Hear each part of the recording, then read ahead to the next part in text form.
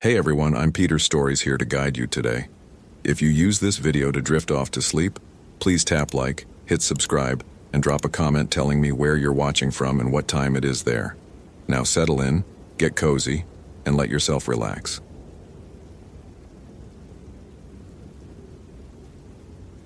Marcus had been a ranger at Superior National Forest for 19 years, and he'd learned that most missing person cases ended in one of three ways.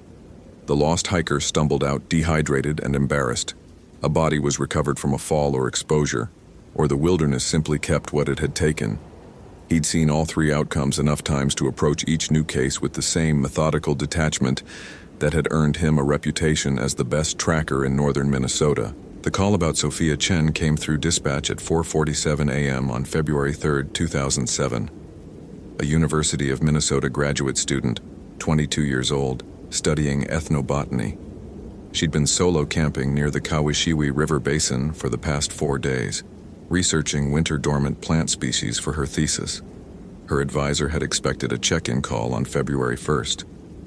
When Sophia missed a second scheduled contact, the university notified the authorities. Marcus stood in the pre-dawn darkness of the ranger station parking lot, loading his pack with practiced efficiency. His breath formed thick clouds in the -15-degree air. The weather had been brutal this winter, even by boundary water standards. 3 feet of snow had fallen in January alone, and the ice on the lakes was nearly 30 inches thick. Not ideal conditions for a solo camper, but Sophia's permits were in order, and her wilderness experience was documented as extensive. Solo female, winter camping, 4 days overdue. Deputy Tom Bergstrom stamped his feet against the cold, his face ruddy beneath his fur-lined hat. "You thinking what I'm thinking?" Marcus zipped his pack closed. "I'm thinking she's probably fine. Probably broke her sat phone or the cold drained the battery. We'll find her at her camp, annoyed that we interrupted her research." But even as he said it, Marcus felt the familiar weight of doubt. 4 days was a long time, and something about this case bothered him, though he couldn't articulate what. Maybe it was the timing. The last communication had been on Candlemas February 2nd, though he only knew that because his ex-wife used to mark all the old holidays. Or maybe it was the location Sophia had listed on her permit, the western shore of Lake Insula, an area the old Ojibwe families still avoided, though when pressed they'd only say the land remembered too much. Marcus had dismissed such talk as superstition for years. The boundary waters was his territory, and he knew every mile of it through reason and experience, not folklore. The drive to the trailhead took 90 minutes, the forest road barely passable despite his truck's 4-wheel drive. They parked at the Kawashiwi access point, just as gray dawn began filtering through the dense pine canopy. Marcus and Tom would hike in together, covering the 8 miles to Sophia's last known coordinates. The plan was simple: locate her camp, assess the situation, radio for additional support if needed. The snowshoes crunched rhythmically as they pushed into the wilderness. The forest was absolutely silent, unnaturally so. In 19 years, Marcus had never experienced such profound quiet. No birds, no wind. Even their voices seemed muffled, as if the snow itself absorbed sound. Tom noticed it too, growing quieter as they progressed until they traveled in complete silence broken only by their breathing and footfalls. 3 hours in, they found the first sign. Marcus almost missed it, just a discoloration in the snow near a lightning-scarred birch. He knelt, brushing away the powdery surface layer to reveal what lay beneath. Blood, frozen solid, mixed with something else. Hair, a lot of it, dark and human, torn out in clumps. The blood spatter pattern suggested violence, but there was something wrong about it. The distribution didn't match any animal attack Marcus had seen, and he'd documented hundreds. This was messier, more chaotic, frenzied. "Jesus Christ," Tom muttered, hand moving instinctively to his sidearm. "Bear? Wrong season, and bears don't." Marcus trailed off, studying the scene more carefully. Deep gouges in the birch bark, far too high for any Minnesota predator. 10, maybe 12 feet up. The marks were fresh, the exposed wood still white, and there were prints in the snow, human-sized, human-shaped, but wrong. The spacing was too long, the depth uneven, as if something had been walking on all fours before rising to bipedal stance. The gait pattern made no sense. Marcus photographed everything methodically, his hand steady despite the growing unease in his gut. He was a man of evidence, of rational explanation. There would be an answer. There was always an answer. They pressed on, following a trail that became increasingly disturbing. More blood, spattering the pristine snow in intermittent bursts. Scraps of clothing, expensive winter gear, shredded. A broken tent pole embedded in a tree trunk with enough force to split the wood. And everywhere those wrong footprints meandering through the forest with no apparent destination, sometimes on 2 legs, sometimes 4, sometimes showing signs of dragging something heavy. It was Tom who found the backpack, partially buried in snow near a frozen creek. The fabric was torn, the frame bent. Inside, a ruined laptop, waterlogged notebooks, a broken satellite phone, and a journal, miraculously intact in a waterproof pouch. Marcus opened it carefully, his fingers already numb despite his gloves. The early entries were exactly what he'd expected: academic observations about plant dormancy, weather patterns, soil pH levels. Sophia's handwriting was precise, methodical, a kindred spirit, he thought. Someone who understood the world through data and documentation. But the later entries changed. January 31st. Something keeps circling my camp at night. Can't get a clear look. Movement is wrong. Too fast, too fluid.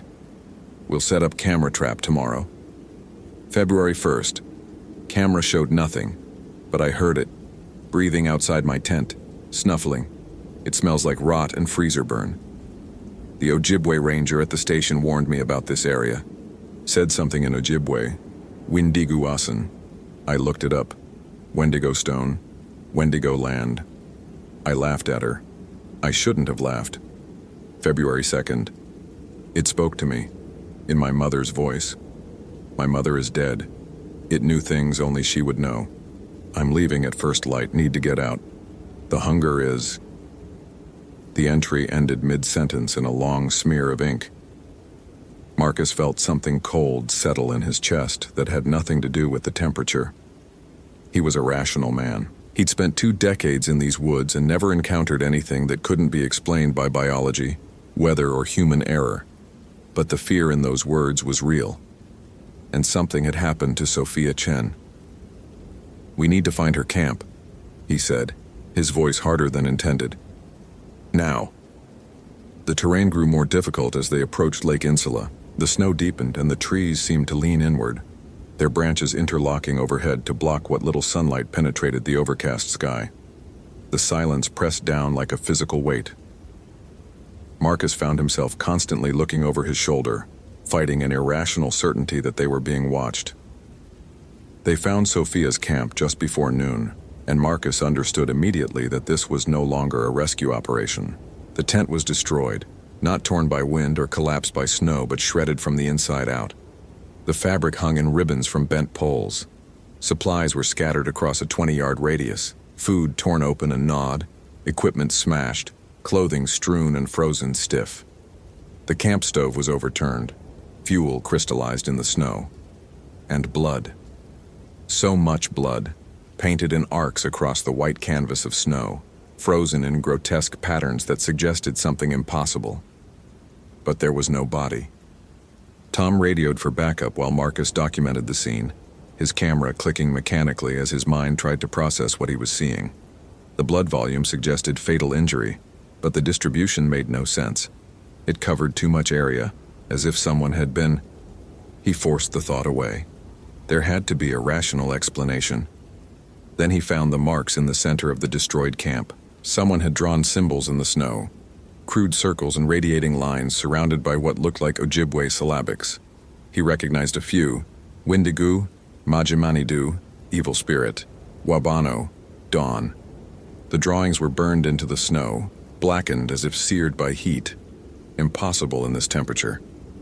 In the center was a spiral pattern, and Marcus realized with growing horror that it was made from what looked like finger bones, arranged in a deliberate design. Marcus. Tom's voice was tight. "You need to see this." The deputy was standing at the tree line, pointing into the forest. Marcus joined him and felt his mouth go dry. Bones hung from the pine branches like macabre ornaments, dozens of them, maybe hundreds, suspended on what looked like sinew, not fresh kills. These were old, yellowed, some still connected by desiccated tissue. Animal skeletons mostly. Deer, moose, smaller mammals. But interspersed among them were others. Human skulls, femurs, rib cages. Some were ancient, the bone porous and crumbling. Others were fresher. "This is..." Tom couldn't finish the sentence. He looked green despite the cold. "A hunting ground," Marcus heard himself say. "We're in something's hunting ground." The rational part of his mind rebelled against the words even as he spoke them. But another part, something older, something that remembered when humans were prey, knew the truth. They needed to leave. Now. The crack of breaking ice shattered the silence. Both men spun toward the sound. Lake Insula stretched beyond the trees, its surface a white expanse broken by pressure ridges and wind-sculpted drifts. Something was moving out there, visible only as a disturbance in the snow, a wake of powder rising as if something large was running across the ice at impossible speed, coming toward them. "Back to the trail," Marcus said, fighting to keep his voice level. "Move, now." They ran, snowshoes clattering, abandoning any pretense of protocol. Behind them, the sound of something crashing through the forest grew louder, impossibly loud, as if an entire herd of elk was charging through the undergrowth. But Marcus knew, with terrible certainty, that it was singular. One thing. One very large, very fast thing that had been waiting for them to find the camp. The lure. It had been a lure. Tom stumbled, went down hard. Marcus hauled him up, and that's when he saw it. 20 yards behind them, barely visible through the dense pines, something stood upright. Tall, 8 feet, maybe more. Skeletal thin but radiating power, its movements twitchy and wrong, like a video played at the wrong speed. The shape was almost human, but the proportions were all wrong. Limbs too long, torso too narrow, head too large. And the eyes. Marcus had seen predator eyes before. Wolf eyes, bear eyes, mountain lion eyes. But this was different. These eyes held intelligence, malevolence, and hunger. Such desperate, endless hunger that Marcus felt it like radiation, like heat, even across the distance. The thing's mouth opened, and Marcus saw teeth. Too many teeth, rotting and broken but still sharp, still functional. And then it spoke. Marcus's. His name, stretched and distorted, spoken in a voice he recognized. His daughter's voice. His daughter, who was safe in Duluth, a college freshman, but hearing her voice here in this thing's mouth broke something fundamental in his understanding of reality. "Help me, Daddy. I'm so cold. I'm so hungry." Tom fired his service weapon, 3 shots that echoed through the silent forest. The thing flinched but didn't fall. Instead, it tilted its head with terrible curiosity, and then it was moving, faster than anything that size should move, flowing between the trees like smoke. They ran harder, lungs burning in the frigid air. Marcus's rational mind gibbered protests. This wasn't possible. None of this was possible. But his body understood what his mind refused to accept. They were being hunted by something that shouldn't exist. The GPS beacon. Marcus's hand shook as he activated the emergency locator. Help was coming. They just had to survive until then. The forest seemed to close around them, the trees growing denser despite the open trail. No, that was wrong. There was no trail. When had they lost the trail? Marcus spun, trying to orient himself, but every direction looked the same. The GPS showed them moving in circles, tracking over their own path, though they'd been running in a straight line. The land itself was wrong. Wendigo-asen, Marcus whispered, understanding flooding through him. Wendigo land, not just a hunting ground. The territory itself had been corrupted, transformed. The Ojibwe had known. They'd tried to warn people. All those missing person cases over the decades, the ones that never made sense. The ones where searchers found nothing despite clear weather and good tracking conditions. Not accidents. Never accidents. A scream split the air, high and piercing, cutting through Marcus's thoughts. Tom's scream, but Tom was right next to him, white-faced and silent. The scream came again from 3 different directions at once, shifting pitch and tone. Sometimes Tom's voice, sometimes Marcus's own voice, sometimes Sophia's voice pleading for help. "Don't listen," Marcus gasped. "It's trying to separate us. Stay close." But it was too late. When Marcus looked back, Tom was gone. Not fallen behind, simply vanished, as if the forest had swallowed him whole. One moment there, the next moment nothing but empty snow and silent trees. Marcus was alone. He forced himself to stop running, to think. He'd survived 19 years in this wilderness through knowledge and preparation, not panic. There had to be a way out. The thing, the Wendigo, his mind finally acknowledged, was playing with him, hurting him. So he needed to stop being hurted, needed to do something unexpected. The ranger training came back. When lost, find a landmark, establish position, wait for rescue. But this wasn't lost. This was hunted. Different rules. Marcus remembered the journal. Sophia's last entry. The hunger is... She'd been studying ethnobotany, indigenous practices. Maybe she'd learned something, found something. The symbols in the destroyed camp hadn't been random panic. They'd been attempted protection.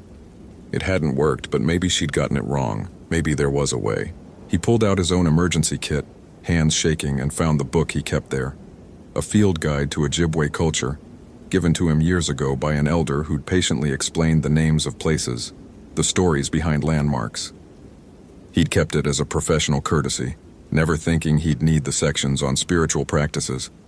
The page on protective rituals was dog-eared. Someone, that same elder, Mary Kingbird, had written notes in the margin. For Wendigo, sacred tobacco, eastern cedar, fire blessed at sunrise. Speak its true name 3 times. Do not run, it feeds on fear. Do not run, it feeds on fear. Marcus had been running. They'd all been running. That's why it kept chasing. That's why it grew stronger. The hunger fed on terror as much as flesh. The forest had grown darker, though his watch showed it was only mid-afternoon. Snow began falling again, thick flakes that obscured visibility. Marcus could hear it circling, that thing, breathing wetly in the darkness between trees, sometimes close, sometimes distant. The psychological warfare of an apex predator. He gathered what he needed, dried cedar from a grove nearby, tobacco from his emergency rations. He'd carried it for years for ceremonial offerings, standard practice in areas with indigenous heritage sites. Fire would be harder. His lighter fluid was nearly frozen. The breathing grew louder, closer. Marcus could smell it now. Sophia had been right. Rotten freezer burn, the stench of old death and corruption. His hands shook as he arranged the materials, trying to remember the proper way to construct the offering. "I know you're there," Marcus said, his voice steadier than he felt. "I know what you are." The breathing stopped. Silence. Complete and total silence. More terrifying than the sounds had been. "Wendigo," Marcus said, the Ojibwe word feeling strange on his tongue. Spirit of hunger, spirit of winter. Movement. A branch snapped. The thing was right behind him. Every instinct screamed at Marcus to turn, to run, to fight. But he forced himself to stay still, forced himself to light the offering with trembling hands. The cedar caught, smoking in the cold air. The tobacco smoldered. "Wendigo," he said again. "I see you. I name you." A sound behind him, wet, rattling, breathing directly on his neck, close enough that he could feel the cold emanating from it. A cold deeper than winter. Absolute zero. The cold of death itself. "Wendigo," Marcus said the 3rd time, his voice barely a whisper. The thing screamed. Not a human scream, not an animal scream. Something else entirely. A sound that Marcus felt in his bones, in his teeth. A frequency that humans weren't meant to hear. The forest itself seemed to shudder, and then light, blinding white light that erupted from the offering, from the fire, spreading outward in a wave. Marcus collapsed, snow cold against his face, vision swimming. When he could see again, the forest had changed. The oppressive darkness had lifted. The trees no longer seemed to lean inward. And lying 10 feet away, half buried in snow, was a body. Sophia Chen looked like she'd been dead for weeks, not days. Her skin was waxy, gray, lips pulled back from her teeth in a frozen grimace, but she was intact, not torn apart, not consumed.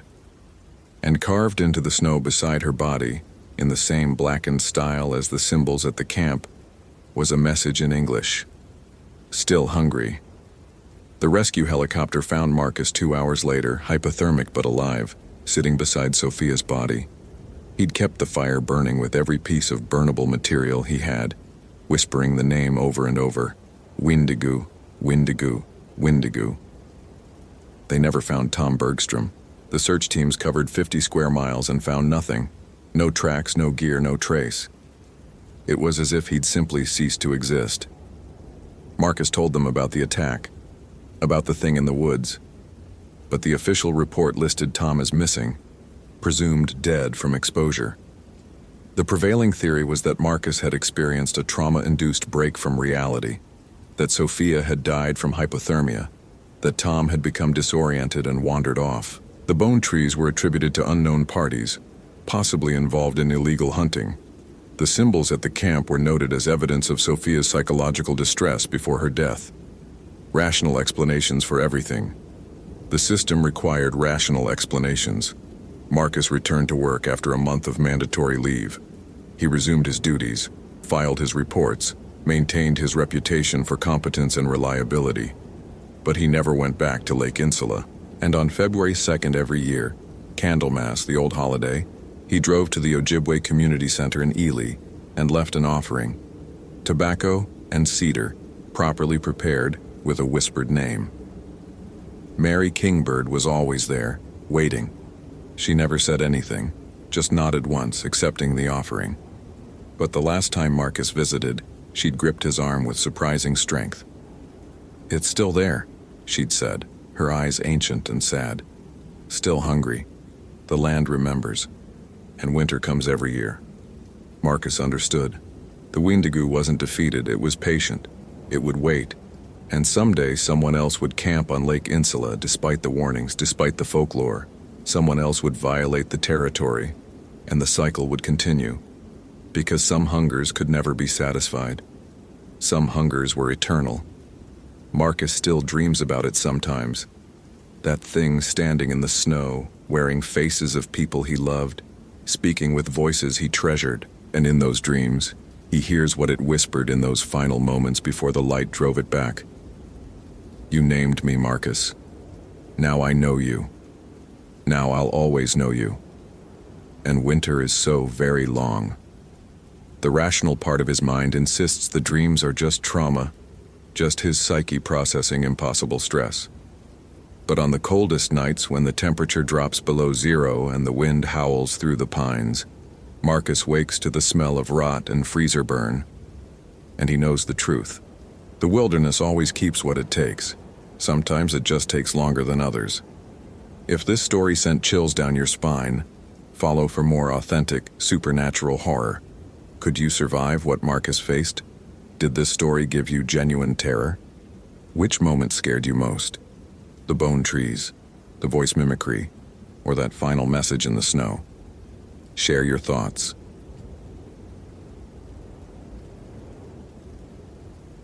The rain came down in sheets that October morning, turning the Olympic National Park Ranger Station parking lot into a maze of puddles that reflected the bruised sky. Christopher Bennett pulled his SUV into the last available spot, killed the engine, and sat for a moment watching water stream down the windshield.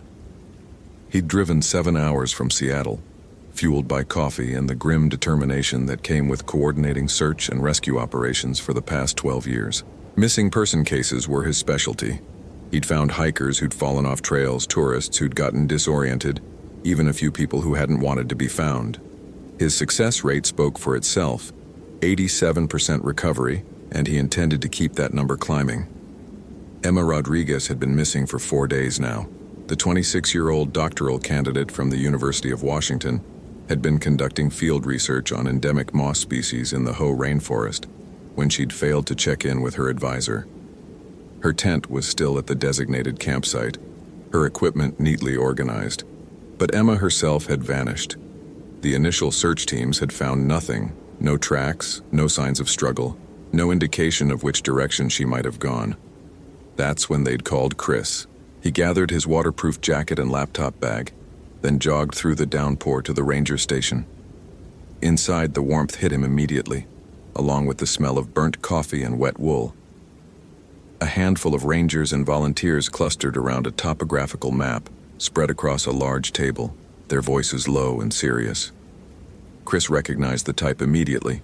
Good people, dedicated, but operating on instinct and hope rather than systematic analysis. "Christopher Bennett," he announced, shaking rain from his jacket. "I'm here to coordinate the search." A woman in her 50s with steel gray hair pulled back in a tight bun looked up. Her name tag read, Chief Ranger Sarah Mitchell. The lines around her eyes suggested someone who'd spent decades squinting into wilderness distances. "Thank God. We're running out of ideas here." Chris approached the table, his analyst's mind already cataloging the colored pins and marked zones on the map. "Walk me through everything. From the beginning." For the next hour, he absorbed information with the methodical precision that made him valuable. Emma had arrived 9 days ago, setting up base camp near the Hoh River Trail. She'd been communicating daily with her advisor via satellite phone. The cell service out here was non-existent. Her research focused on Isothecium myoceroides, a moss species that thrived in the unique microclimate of the temperate rainforest. She was experienced, careful, always filed her itinerary. The last communication was at 6:47 p.m. on October 14th, Ranger Mitchell said, tapping her finger on a notation. She mentioned wanting to explore an area off-trail the next morning, about 2 miles northwest of her camp. Said she'd seen some interesting growth patterns. Did she specify exact coordinates? No, just northwest, near the old growth section.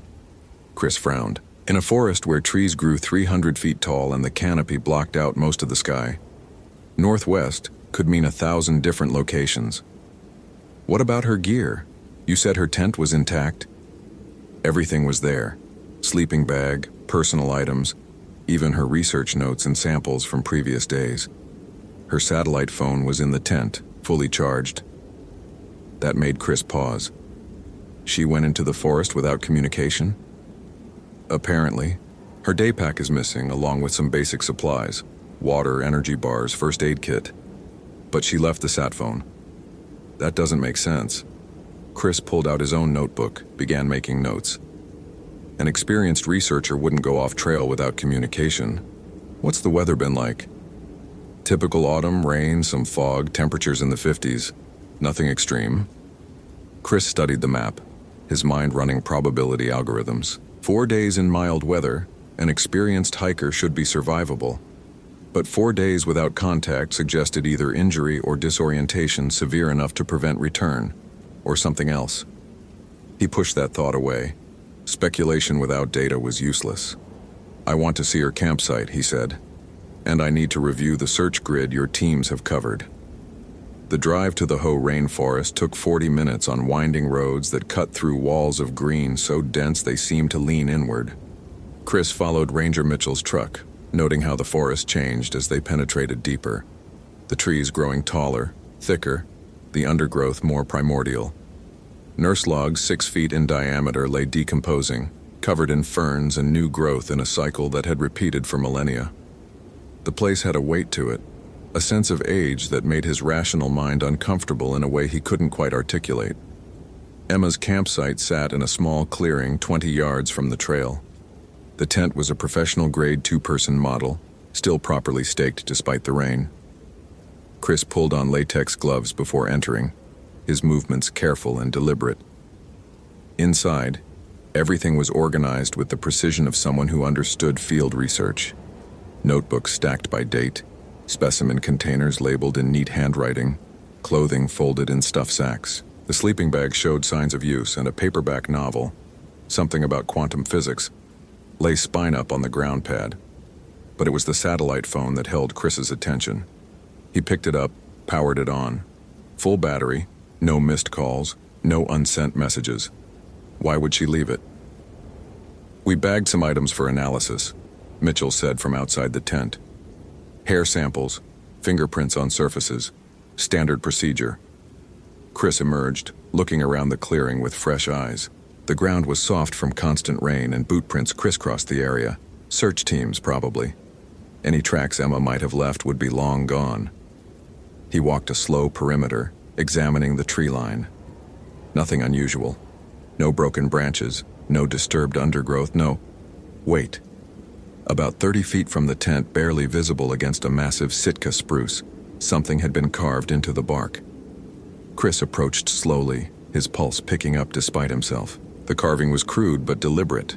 A circle with lines radiating outward, and within the circle a symbol that looked vaguely like a stick figure with branching arms. "That's new," Mitchell said, coming up behind him. "That wasn't here when we processed the site 2 days ago." Chris felt a chill that had nothing to do with the damp air. "You're certain?" "Positive. We photographed every inch of this clearing."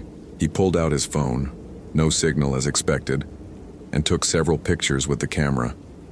The carving was fresh, the exposed wood still pale. Someone had made this recently. He reached out to touch it, then stopped himself. The symbol triggered something in his memory, some half-remembered lecture or article, but he couldn't place it. "Could be kids," Mitchell offered, but her tone suggested she didn't believe it. "We get some vandalism, urban explorers who don't respect wilderness areas. 2 miles from the nearest trailhead in active search territory?" Chris shook his head. "Unlikely." They spent another hour documenting the site before heading back to the ranger station. Chris's mind churned through possibilities, discarding scenarios that didn't fit the data. Emma was smart, experienced, and careful, yet she'd gone into the forest without communication. Her campsite showed no signs of hurried departure or distress, and now strange carvings were appearing near her abandoned tent. The pieces didn't fit any pattern he recognized, and that bothered him more than he wanted to admit. Back at the station, Chris set up his laptop and began organizing the search data. He'd brought software that helped coordinate multiple teams, optimize search grids, and calculate probability zones based on terrain and human behavior. For 3 hours, he lost himself in the comfortable world of data analysis, where everything made sense and followed predictable patterns. Ranger Mitchell brought him coffee, actual good coffee, not the burnt sludge from earlier, around 4 p.m. "Find anything?"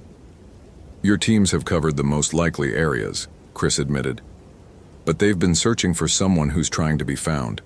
What if Emma went looking for something specific? Her moss research? Maybe. You said she mentioned interesting growth patterns. What if she found something unusual enough to make her deviate from protocol?" Mitchell considered this. "The old growth section northwest of her camp. There's an area in there locals call the Quiet Grove, named because even the birds don't go there. Too dark, too dense. Nothing for them to eat." Chris looked up from his screen. "Locals have a name for it?" "This forest is over 1 million acres. People who've lived here generations. They know spots that aren't on any map. The Quiet Grove is one of them. Basically a depression where the canopy is so thick almost nothing grows on the forest floor. Researchers usually avoid it because there's not much to study. But Emma was studying moss. Unusual growth patterns in low-light conditions might be exactly what she'd want to investigate. I'll check if that area's been covered." Mitchell moved to the map, running her finger across the northwestern quadrant. "Here. We skirted the edges but didn't go deep. The terrain's difficult, lots of deadfall, and the fog settles there even when the rest of the forest is clear." Chris stood, joining her at the map. "I want to go there tomorrow, first light. I'll assign you a team. Just one ranger. More people mean more noise, more disturbance. If there's evidence, I don't want it trampled. Mitchell studied him for a moment, then nodded. I'll take you myself. That night, Chris stayed in one of the ranger station's guest rooms, a Spartan space with a single bed and a window that looked out onto darkness so complete it seemed solid. He tried to sleep but kept seeing that carved symbol, his mind worrying at it like a loose tooth. Finally, around 2 a.m., he gave up and opened his laptop. Internet connectivity was spotty, but he managed to load a few academic databases. He searched for symbols, carved markings, indigenous art from the Pacific Northwest. The Quinault people had inhabited this region for thousands of years, and their artistic traditions were well documented. He scrolled through images of bentwood boxes, woven baskets, totem designs. Nothing matched. He broadened his search: shamanic symbols, animistic traditions, transformation rituals. The coffee had long since gone cold when he finally found something that made his breath catch. A scanned page from an anthropological text dated 1923, documenting problematic spiritual practices among Algonquian peoples of the northern forests. The author, a professor who'd clearly viewed indigenous traditions through a lens of colonial superiority, described symbols associated with what he called corrupted shamanic rites. There, in a grainy black and white photograph, was a symbol nearly identical to the one carved near Emma's tent. The text described it as a spirit-walking mark, used by shamans who sought to move between the physical and spiritual worlds. But this particular version, the author noted with anthropological disdain, was inverted or perverted, used not for healing or guidance but for predation. Shamans who violated sacred laws, who gave themselves over to base hungers, would mark their territories with these symbols as warnings. Chris closed the laptop harder than necessary. This was ridiculous. He was a rational man, a search and rescue coordinator who dealt in facts and evidence. Indigenous folklore, however fascinating from an academic standpoint, had no bearing on finding Emma Rodriguez. She was lost in the wilderness, possibly injured, and he needed to focus on systematic search patterns, not century-old anthropological texts about spirit walkers. But sleep wouldn't come. He lay in the dark listening to rain hammer the roof, and couldn't shake the feeling that he'd stepped into something that didn't follow the rules he'd spent his career mastering. Dawn broke gray and reluctant.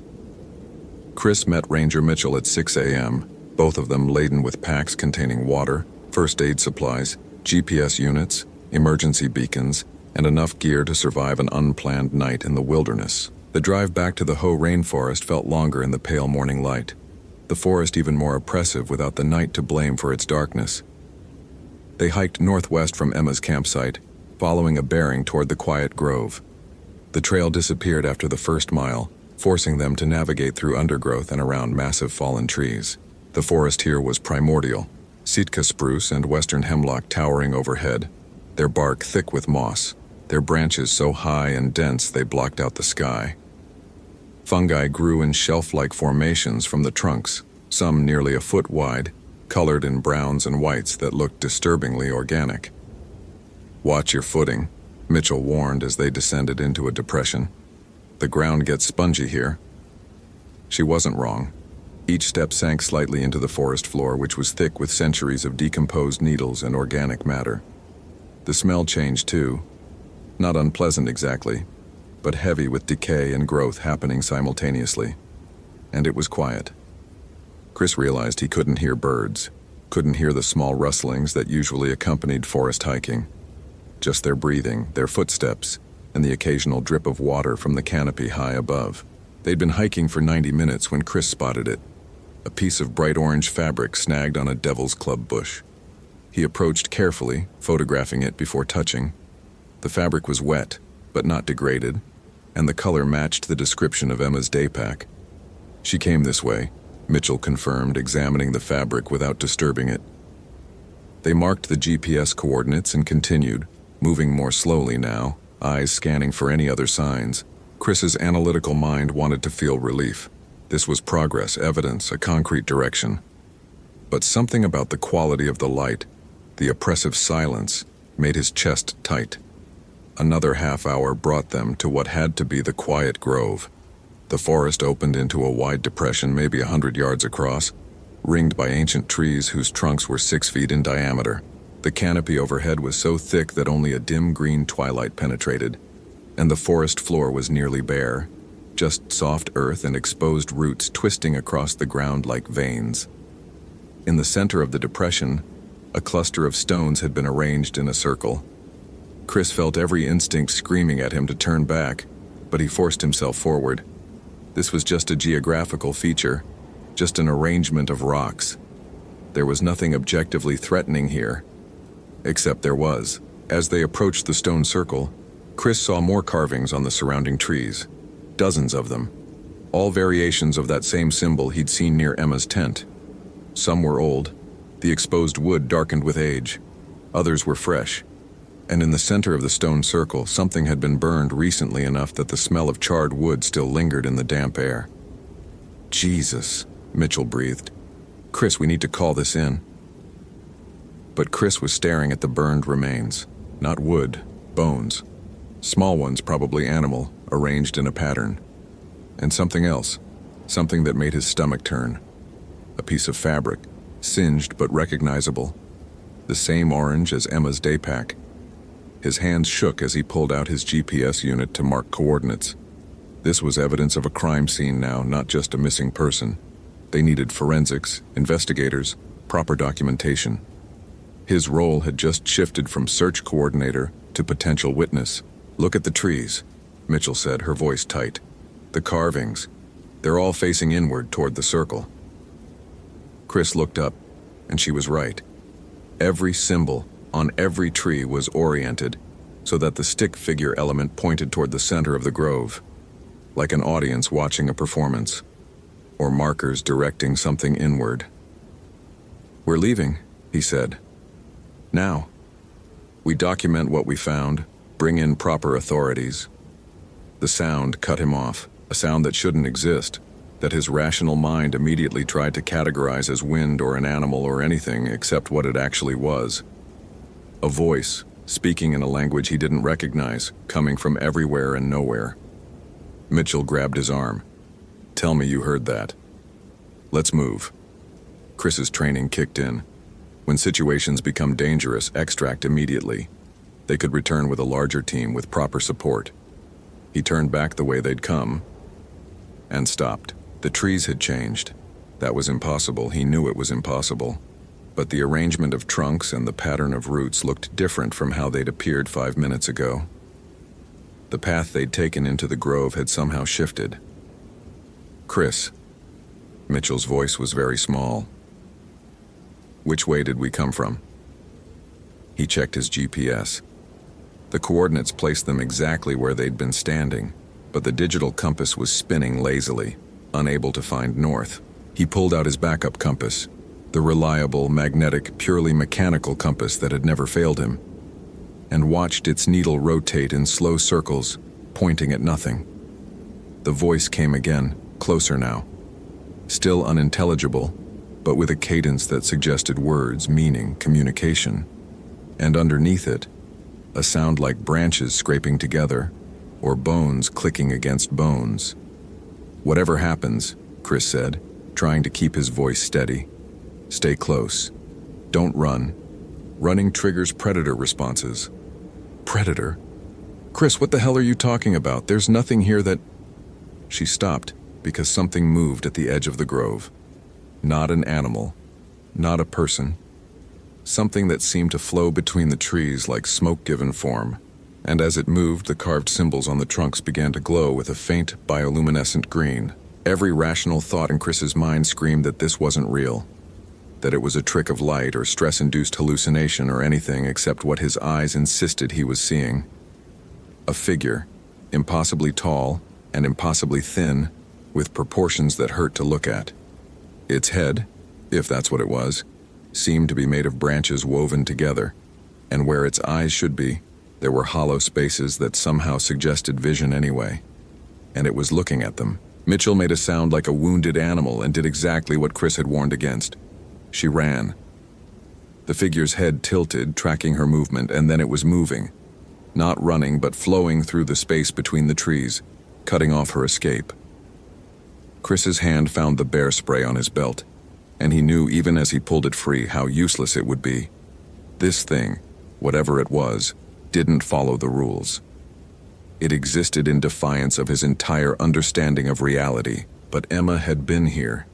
Emma had come to this place, and if there was any chance she was alive, any chance at all, he needed answers. What did you do with her? His voice came out steadier than he felt. The woman who was here, Emma Rodriguez. Where is she? The figure stopped moving.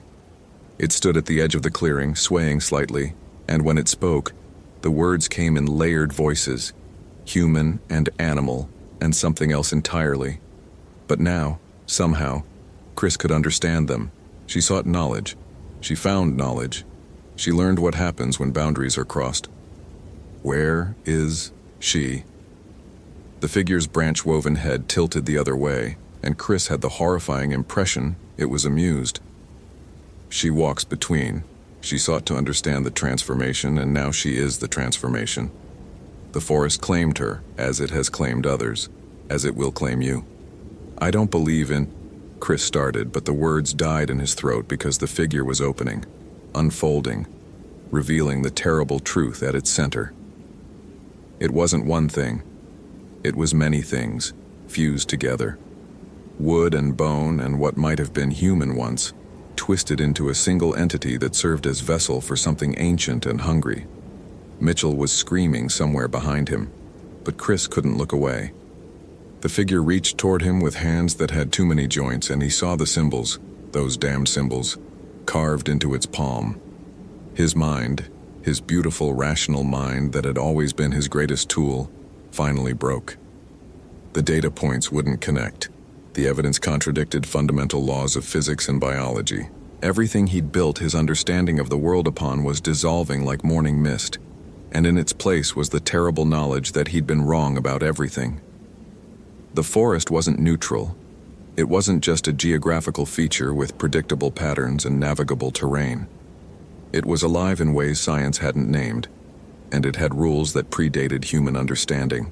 Emma hadn't just gotten lost. She'd stumbled into something that existed in the spaces between conventional reality, and now it was offering him the same terrible education.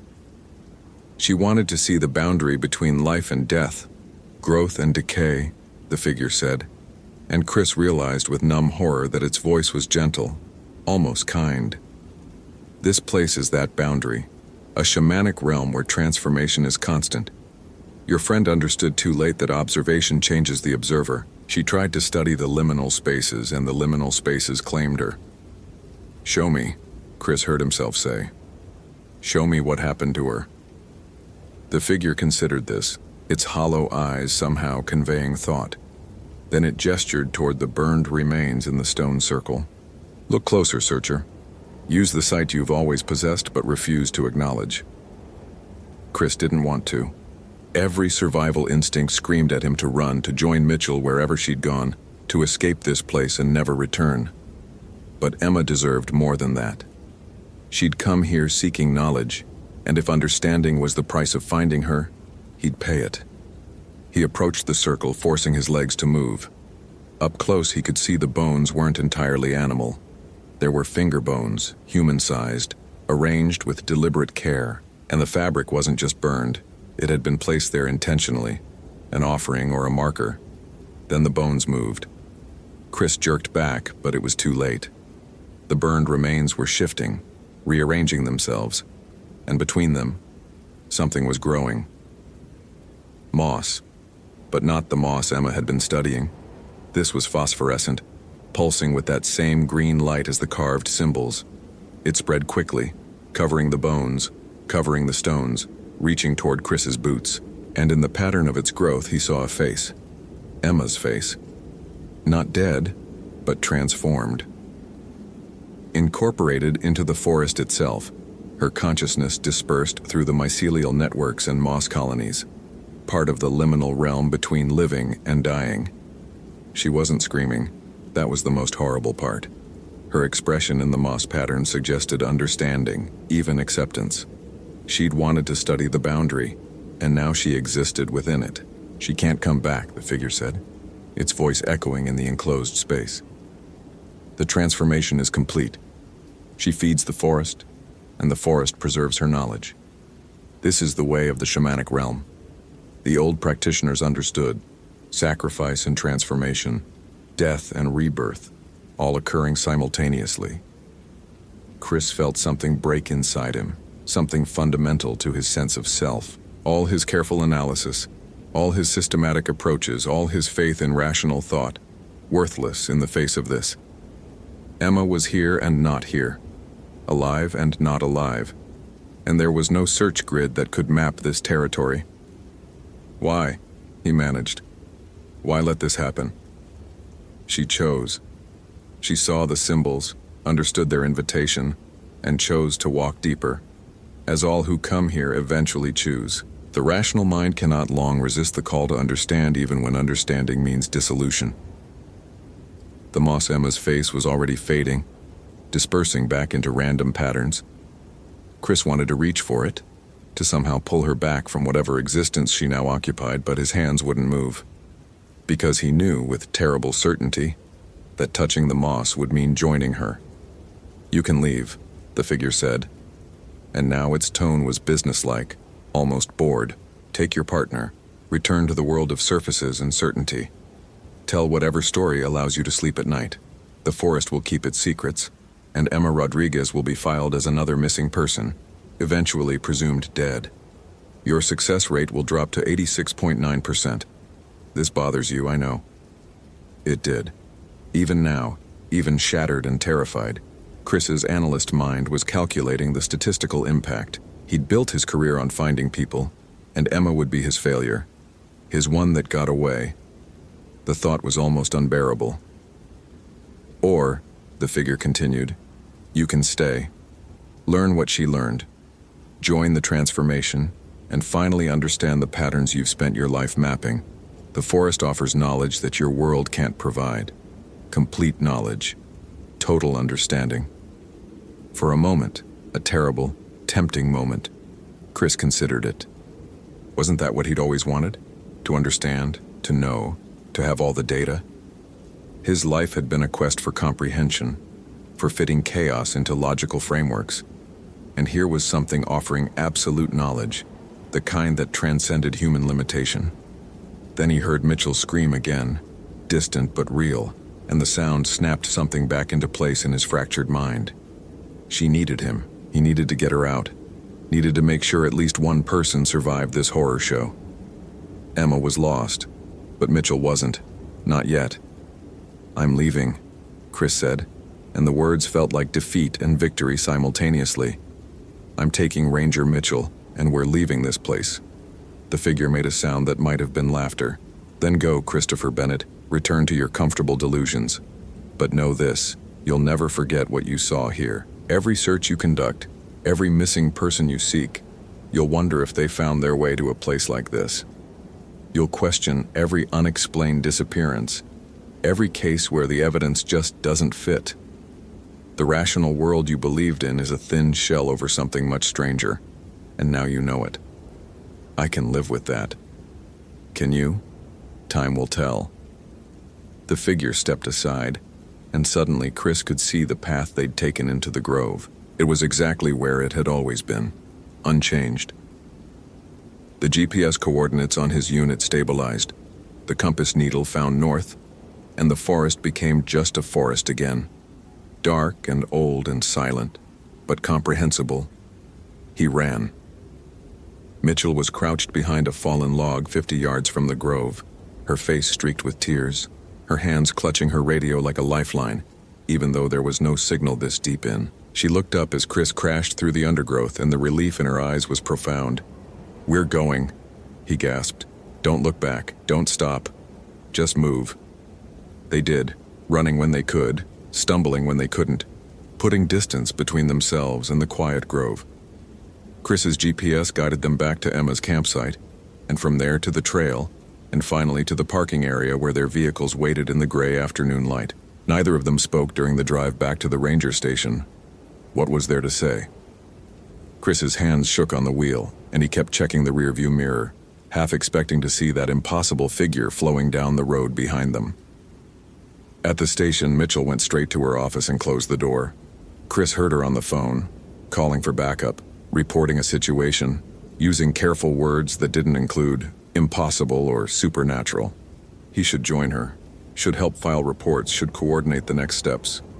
Instead, he sat in his vehicle and stared at his laptop. He'd come here to find Emma Rodriguez. He'd failed.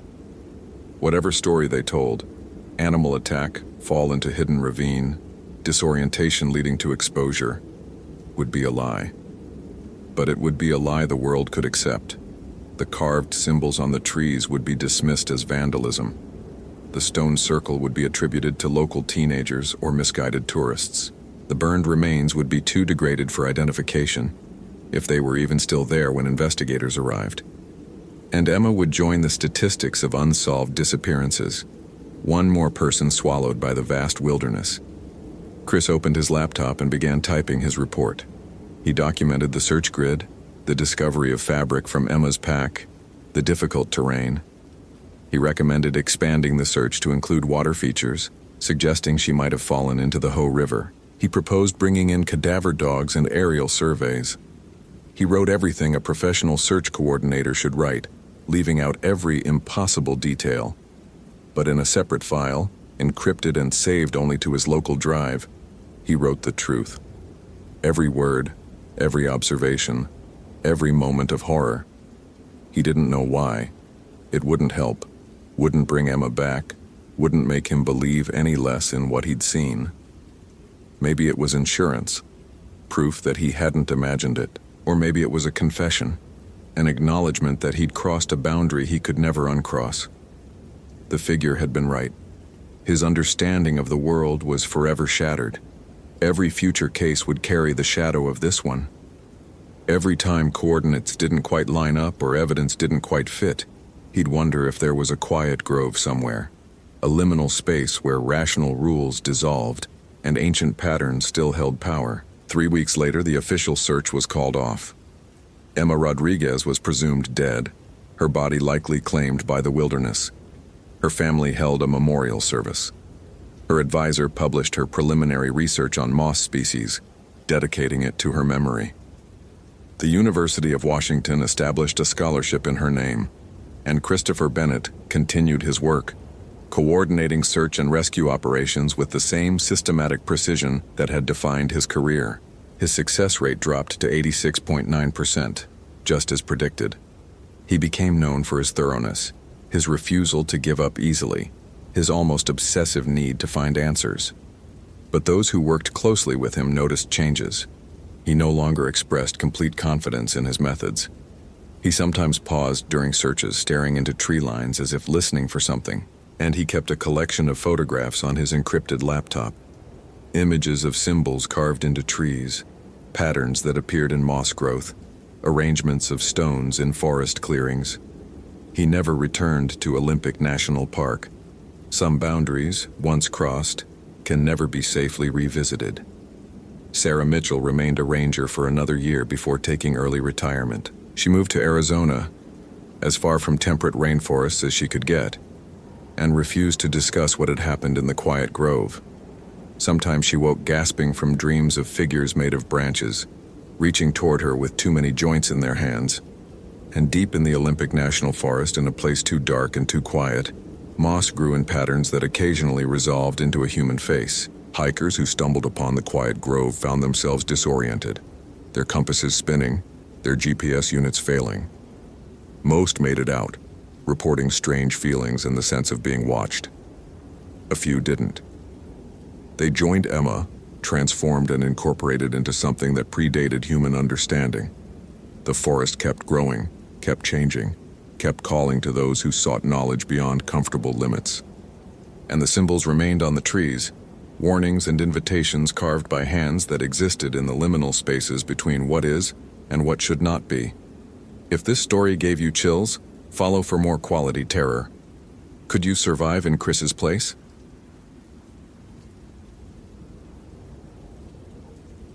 The rain hadn't stopped for 3 days, and Sophia Chen knew that was bad. Really bad. Water meant hypothermia, meant tracks washed away, meant a search grid that expanded exponentially with every passing hour. She pulled her Gore-Tex hood tighter as she studied the contour map spread across the hood of the search and rescue truck, rain drumming a relentless rhythm on the paper's laminated surface. Last known position here, Deputy Marshal Tom Hendricks jabbed a thick finger at a point deep in the Hoh Rainforest section of Olympic National Park. Girlfriend says Lucas Brennan was planning a solo summit attempt on Mount Olympus via the Hoh Lake Trail. That was 72 hours ago. He was supposed to check in yesterday morning. Sophia traced the route with her own finger, her analytical mind already calculating probabilities. Lucas Brennan, 34 years old, experienced mountaineer, carried proper gear according to his permit. The Hoh River Trail was challenging but well marked. Summit conditions had been marginal but not impossible 3 days ago, before the rain came. "Any emergency beacon activation?" she asked, though she already knew the answer. "Nothing. Phone's going straight to voicemail. Could be dead battery, could be no signal, could be..." "Let's not speculate," Sophia cut him off gently. She'd been doing this for 6 years, first with King County SAR, now as a civilian analyst with Olympic National Park's search operations.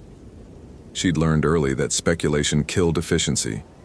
You worked the data, followed the evidence, stayed rational. Panic saved no one. By noon, she was 4 miles into the temperate rainforest with a small team. Herself, Hendricks, and 2 volunteers from the Mountain Rescue Council. The Hoh Rainforest was primordial, a place where Sitka spruce grew 300 feet tall and moss covered everything in a carpet of green so thick it muffled sound. Beautiful and utterly indifferent to human life. Sophia's radio crackled. "Base, this is Team 1. We're at the 3-mile marker. No sign of subject. Continuing east toward Hoh Lake." She keyed her own radio. "Copy that, Team 1. Team 2 proceeding to Grid Sector 7. We'll check the high camps." The forest pressed in around them, dense and dripping. Sophia's breath misted in the 40-degree air. Her rational mind cataloged everything. The sound of the Hoh River rushing somewhere to their left, the particular way the light filtered green through the canopy, the smell of wet earth and rotting vegetation. But something else nagged at her, something she couldn't quite categorize. An absence of sound, perhaps. No birds, no small animals rustling in the undergrowth. She pushed the thought away. Confirmation bias. She was looking for something wrong, so her brain was finding it. They found Lucas's first campsite just before 1400 hours, exactly where it should have been according to his permit. The tent was properly erected, guy lines tight, rain flies secure. But it was empty.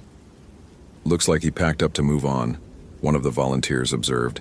A younger guy named Chris, whose enthusiasm sometimes outpaced his judgment. Sophia knelt beside the tent, her gloved hands checking the zippers. "No, look.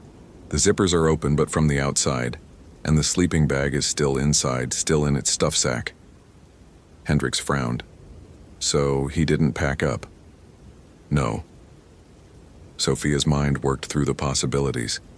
Medical emergency requiring rapid evacuation. But his pack wasn't here either. Animal encounter forcing him to abandon camp. But there would be damage to the tent. Scatter patterns. This was orderly, too orderly. She circled the campsite in widening arcs, reading the ground. The rain had done its work, but there, boot prints, size 11 or 12, matching Lucas's gear list. Leading away from camp heading northwest, wrong direction for the summit trail. "He went off trail," she announced. "Why would an experienced hiker do that?" Chris asked. Sophia didn't answer because she didn't have an answer that made sense. You didn't leave a good camp in marginal weather to bushwhack through old-growth forest. Not if you were rational. They followed the tracks for half a mile before they found the first thing that made Sophia's analytical framework stutter. The boot prints simply stopped. Not faded, stopped. Mid-stride, as though Lucas had been plucked from the ground. Sophia knelt in the mud, examining the final print. The tread pattern was clear, the depth consistent with a weighted pack. And then nothing. Just undisturbed moss and fallen needles for yards in every direction. Could the rain have... Chris started. "No." Sophia's voice was flat. "You can see where the rain has affected the prints we followed. This is different. This is impossible. The word hung unspoken in the cold air. Hendricks keyed his radio. Base, Team 2. We have a situation at... He consulted his GPS. Coordinates 47.8162, minus 123.8694. Subject's tracks terminate without explanation, requesting additional units and air support if weather permits. While they waited, Sophia walked the perimeter again. 30 feet from the last print, she found something else. At first, she thought it was just a pattern in the moss, a trick of light and shadow. But when she knelt close, she saw them. Symbols. Carved into the bark of an enormous spruce tree, perhaps 8 feet off the ground. They weren't random. 5 vertical lines intersected by 2 horizontal, forming a deliberate glyph. Below it, 3 circles arranged in a triangle, and below that, something that made her skin prickle despite herself. A handprint. Human-sized, but the proportions were wrong. The fingers too long, the palm too narrow. "Hendricks," she called. "You need to see this." The deputy marshal examined the carvings, his face troubled. Could be old, could be from hunting camps, maybe Native American territorial markers. 8 feet up? Sophia challenged. "And look at the edges. These are fresh. Days old, maybe a week." "So Lucas carved them?" She shook her head slowly. Lucas was looking for a summit, not leaving trail markers. And these... She pulled out her phone, snapping photos. "These aren't any Native American symbols I recognize from the regional guides. I'll need to consult with the Kino Nation, but they felt wrong. They felt old in a way that had nothing to do with chronology and everything to do with something her rational mind refused to classify. The helicopter couldn't fly in the weather. 2 more teams arrived on foot by 1700 hours, expanding the search grid. But as darkness fell and they established a base camp near Lucas's abandoned tent, Sophia couldn't shake the image of those symbols from her mind. She sat in the command tent, scrolling through her phone's photo library, comparing the glyphs to every database she could access on the spotty satellite internet connection. Nothing matched. She tried searching for Pacific Northwest indigenous symbols, Quinault tribal markers, Ho River petroglyphs. Nothing. Finally, almost by accident, she found something. An academic paper from 1923, archived by the University of Washington. Forbidden Practices Among the Quinault Shamans, an anthropological survey by Dr. Marcus Thorne. The paper was dense, written in the archaic language of early anthropology, full of problematic assumptions about primitive peoples, but buried in the text was a description that made Sophia's breath catch. The most disturbing practice I encountered was the Wendigo Kwe, or hunger summoning. Certain shamans, outcasts from their own people, were said to perform rituals in the deep forest to invoke a spirit of insatiable consumption. The Quinault believed this spirit, borrowed and corrupted from Algonquian tradition via trade routes, could grant power but at terrible cost. The shaman would mark trees with specific symbols, creating a walking path for the spirit. Those who entered the marked territory were said to hear the voice of the hunger, calling them to transformation. The Quinault word for these marked trees was Kawaigapus, the posts where hunger dwells. Sophia read the passage 3 times. Folklore, superstition. Interesting from an anthropological perspective, but irrelevant to finding Lucas Brennan. And yet, she looked at the photos of the symbols again, the vertical lines, the circles, the wrong proportioned handprint. Her radio crackled. "All teams, this is base. We have a situation. Team 3 has found something. All available personnel to Sector 9 immediately." Sophia grabbed her pack and headlamp, joining the stream of searchers moving through the darkness. The rain had slowed to a drizzle, but the forest was a maze of shadows and reflected light. Her analytical mind tried to maintain focus. Watch your footing, maintain group cohesion, conserve your light. But underneath, something primitive was waking up. Team 3 had set up portable floods when Sophia arrived. The harsh white light made the scene even more surreal. Lucas's pack lay split open on the ground, its contents scattered, but not scattered by a fall or an animal. Scattered deliberately, in a pattern. his water bottles arranged in a triangle, his tent stakes driven into the ground in a circle, his first aid kit opened, the contents sorted by color in neat lines, and in the center of it all, carved into the soft earth, more symbols, the same glyphs from the tree, but larger, more elaborate, and around them, burned into the ground as though by acid, a perfect circle of dead moss and blackened soil. "What the hell is this?" Hendricks breathed. Sophia knelt at the edge of the circle, careful not to disturb anything. Her hands were shaking slightly. Adrenaline, she told herself, just adrenaline, as she took more photos. The arrangement was too precise to be accidental, but it was also too bizarre to be the work of a rational mind. Could he be having some kind of psychological break? One of the other searchers suggested. Hypothermia can cause confusion, irrational behavior. "This isn't confusion," Sophia said quietly. "This is ritual." The word hung in the air. No one wanted to acknowledge what it implied, and then she saw the blood. Just a few drops at first, almost invisible in the dark soil. But when she shined her headlamp at the right angle, she saw the trail leading away from the circle, heading deeper into the forest. Not the bright red of fresh blood, but something darker, almost black.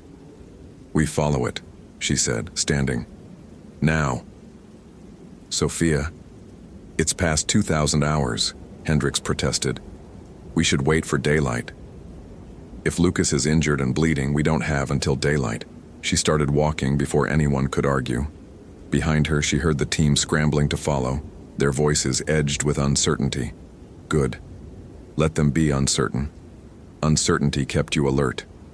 The blood trail led them off any established path, into old-growth forest so thick the helicopter would never spot them from above. Sophia's headlamp beam caught massive tree trunks, some 15 feet in diameter, their bark hanging in shaggy strips. Nurse logs taller than she was, covered in ferns and seedlings. The forest floor was a maze of roots and fallen wood, each step requiring careful placement. And on every 10th or 15th tree, the symbols. They were everywhere now, carved at different heights, different sizes, forming a trail deeper than the blood. Sophia found herself following them more than the scattered dark drops on the ground. Her rational mind screamed at her to stop, to turn back, to call this off until proper forensic teams could document the scene. But something else drove her forward. She needed to understand. They'd been walking for maybe 30 minutes when Chris behind her suddenly stopped. "Do you hear that?" Sophia held up her hand, and the team fell silent. At first, she heard nothing but the drip of water from branches, the distant rush of the river. Then beneath it, something else. A sound that didn't belong in the forest. A sound that didn't belong anywhere. Clicking, like teeth chattering, but too fast, too rhythmic. And underneath it, a whisper that might have been the wind through branches, but might have been something forming words in a language she didn't know. "We should go back," Hendricks said, his voice tight. Sophia aimed her headlamp toward the source of the sound. The beam cut through the darkness, illuminating rain-slick bark, hanging moss, shadows that seemed too deep, and the figure was 40 feet away, standing motionless between two massive spruces. For a moment, Sophia's mind tried to categorize it as Lucas. It was roughly human-shaped, roughly human-sized, but as her analytical training kicked in, noting details, recording observations, she realized nothing about it was human at all. It was too thin, impossibly thin, as though someone had taken a human skeleton and stretched it upward, the limbs extending into something arachnid. The skin, if it was skin, was gray-white in her headlamp beam, pulled taut over pronounced bones. But it was the head that made her breath stop. The skull was elongated, the jaw distended and hinged too far back like a snake's, and inside that mouth rows of teeth caught the light. Not human teeth, not animal teeth. Something in between, needle-sharp and numerous. The clicking sound came from those teeth, snapping together in rapid sequence. Every rational thought in Sophia's mind screamed that this couldn't be real, couldn't exist. Her training in search and rescue had exposed her to bears, cougars, even the occasional delusional lost hiker. But this, the thing's head swiveled toward them with a sound like grinding bone, and then it moved. Not walked, moved. It covered the distance between them impossibly fast, flowing through the undergrowth like water, its elongated limbs bending at angles that violated human anatomy. Sophia's body reacted before her mind could process, diving sideways as the thing lunged past her position. Chaos erupted. Headlamps swung wildly, illuminating fragments. A clawed hand reaching, Hendricks falling backward, someone screaming. Sophia rolled, her analytical mind somehow still cataloging details even in pure panic. The thing's feet, if they were feet, left no prints in the soft earth. Its movements were soundless except for the clicking, always clicking. A gunshot split the air. Hendricks had drawn his service weapon. The shot went wild, but it was enough to make the creature freeze. It stood perfectly still for a heartbeat, then its head tilted at an angle no human neck could achieve. When it spoke, the voice came from everywhere and nowhere, like wind through a collapsed building. Notawi, Kawi. The words meant nothing to Sophia, but the tone was unmistakable. Hunger, need, yearning.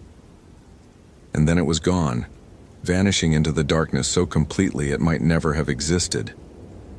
The team stood frozen, breathing hard, hands trembling. Sophia's headlamp had been knocked sideways in her dive, casting light at a crazy angle. She reached up to adjust it, and her hand came away wet. Blood. Not hers. She wasn't injured, but when she looked down, she saw dark streaks on her jacket sleeve, her pants. Lucas's blood. They'd been following Lucas's blood, and now it was on her. What the fuck was that? Chris's voice was high, cracking. I don't know, Sophia heard herself say. But she did know. Not the specifics, not the taxonomy or classification, but she knew what she'd seen in those elongated limbs, that distended jaw, those too many teeth. Wendigo. The word from Dr. Thorne's paper surfaced in her mind. The hunger that walks. The spirit of insatiable consumption. We're leaving, Hendricks announced, his gun still drawn. Now, back to base camp. We'll call this in, get proper authorities. No. Sophia's voice surprised her with its calmness. We're close. Lucas might still be alive. Sophia, that thing left us alive, she interrupted. Why? If it wanted to kill us, we'd be dead. It's playing with us. Or, she paused, her analyst mind working through scenarios even as her hands continued to shake. Or it's leading us somewhere. She started walking before anyone could stop her, following the blood trail, following the symbols, following the clicking sound that still echoed from somewhere ahead. Behind her, she heard the team arguing, heard Hendricks cursing, but eventually they followed. They had to. You didn't leave your teammate alone in the dark. The trees opened into a clearing. Unnatural, Sophia thought, too perfectly circular to be natural. And in the center of the clearing stood something that made her analytical mind finally, completely fracture. It was a structure, but calling it that felt inadequate. Bones, animal bones, she prayed, only animal bones, had been woven together with sinew and moss to create a framework, perhaps 10 feet tall. Hanging from it were offerings, strips of hide, feathers, what looked like human clothing torn into ribbons. And carved into every surface, burned into every support beam, were the symbols. Hundreds of them, overlapping and interweaving into a pattern that hurt to look at. This was the Kaweapus, the post where hunger dwells. And tied to the structure, still alive but barely conscious, was Lucas Brennan. His face was gaunt, his lips cracked and bleeding. But it was his eyes that made Sophia's stomach turn. They were open, staring but seeing nothing. Or perhaps seeing too much. When Hendricks shouted his name, Lucas didn't react. Get him down, Sophia ordered. But even as she said it, she knew something was wrong. Lucas wasn't tied with rope. His wrists and ankles were bound with strips of what looked like bark. But beneath the bark, his skin had begun to grow around it, incorporating it into his flesh. Notawi, Kawi. The voice came from Lucas's mouth, but it wasn't his voice. It was the clicking voice, the everywhere nowhere voice. Chris reached for Lucas, and Sophia grabbed his arm. "Wait, don't touch him. He's alive, we have to." Lucas's head turned toward them, and his jaw began to distend. The transformation happened slowly enough that Sophia's mind recorded every detail, fast enough that no one could stop it. Lucas's jaw unhinged, continuing to open until it gaped wide as his rib cage. His teeth began to fall out, clattering to the ground, replaced by rows of needles pushing through bleeding gums. His limbs spasmed, bones cracking audibly as they elongated, joints reversing. "Oh, God," Hendricks breathed. "Oh, Jesus Christ." The clicking filled the clearing, coming from Lucas, from the forest, from the bones of the structure itself. And Sophia understood. This wasn't an attack. This was conversion. The hunger didn't kill, it transformed. It made you into itself, an extension of its eternal, impossible need. She had perhaps 3 seconds to make a decision. Stay and try to help Lucas, knowing he was already gone, or run and possibly survive. Her rational mind, the part that had guided her through 6 years of search and rescue, that had saved lives through pure analytical thinking, chose survival.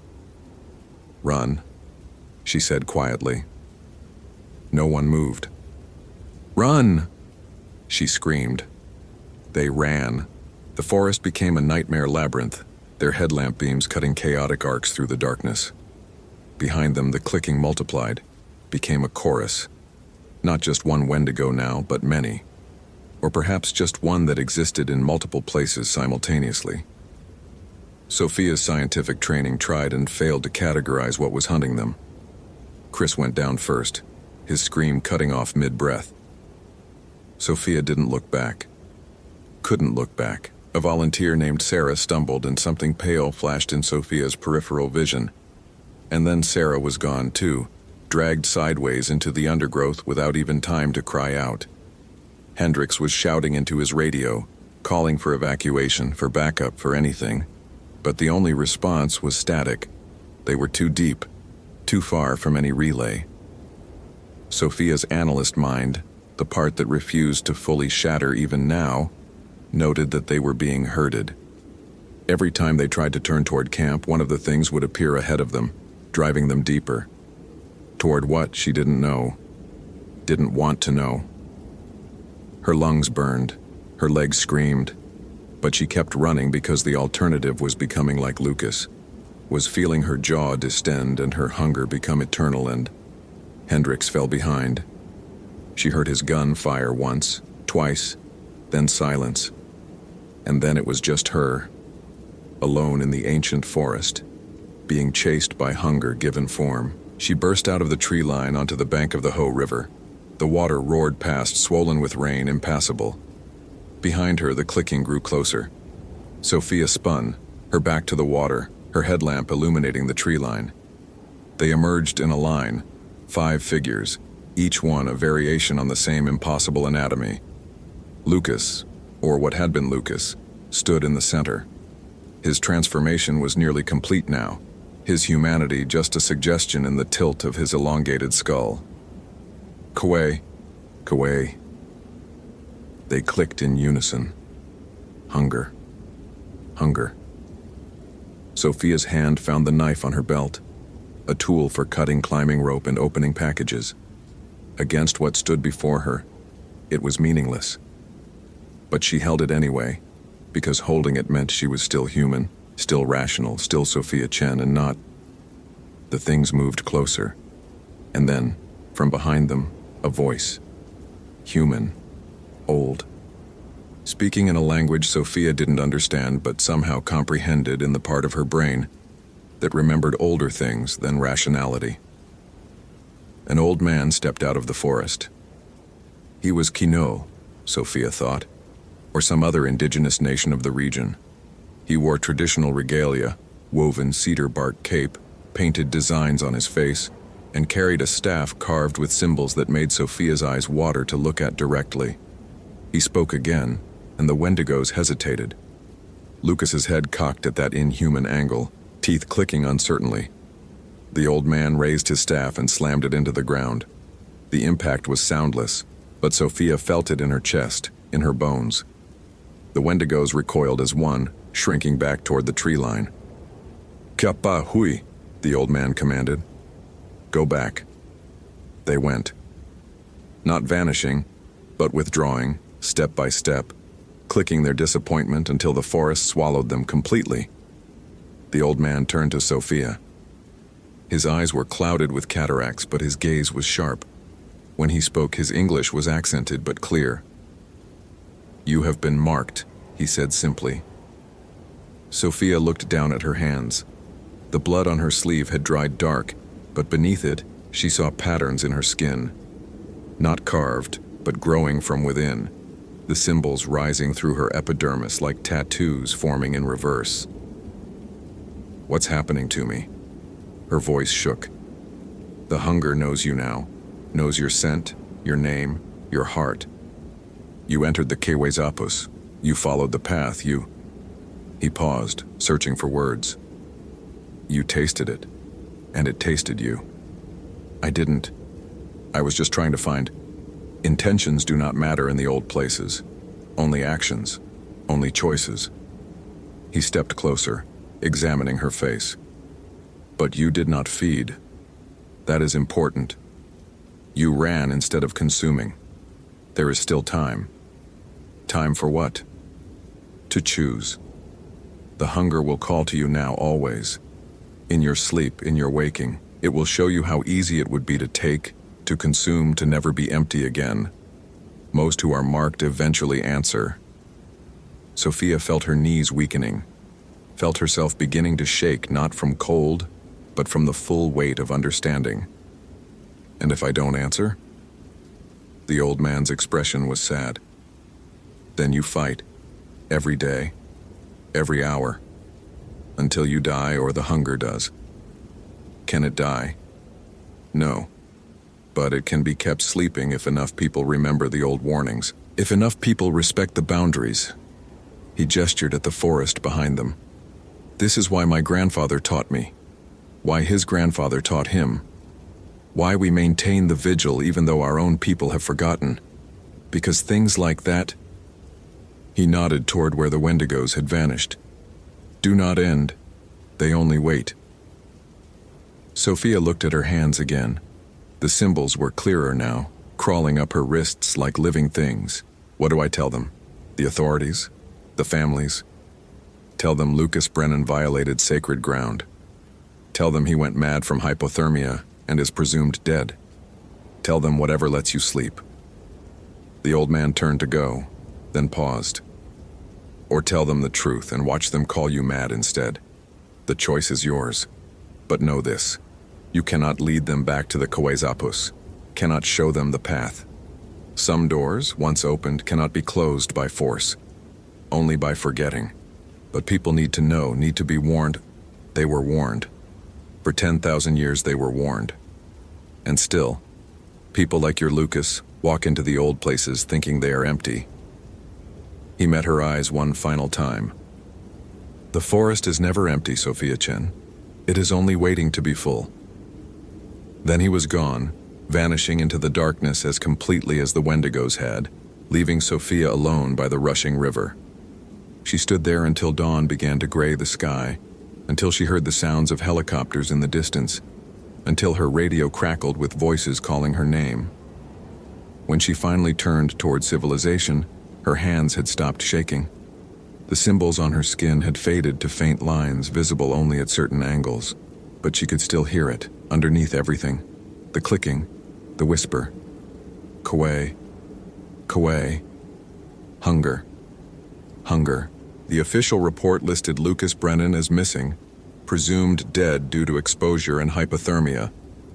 3 SAR personnel, Chris Martinez, Sarah Kim, and Deputy Marshal Tom Hendricks, were listed as lost in the line of duty, their bodies never recovered. The search area was eventually closed due to dangerous conditions. Sophia Chen received commendations for her efforts. She continued working in search and rescue for another 6 months before quietly resigning. Some nights, She could almost convince herself it had been a shared delusion, a mass hallucination brought on by stress and bad conditions. But other nights, when she looked at her hands in the dark and saw the symbols glowing faintly beneath her skin, when she felt the gnawing emptiness that no amount of eating could fill, when she heard the clicking in her dreams calling her back to the forest, those nights, she knew better. The hunger was patient. The hunger was eternal. And the hunger knew her name. She would fight it for as long as she could. But deep down, in the part of herself that had seen Lucas's transformation, that had felt the ancient wrongness of the Quasapus, she knew the truth. Everyone who was marked eventually answered the call. It was only a matter of time. The forest was waiting, and it was always hungry. Hope you felt real chills.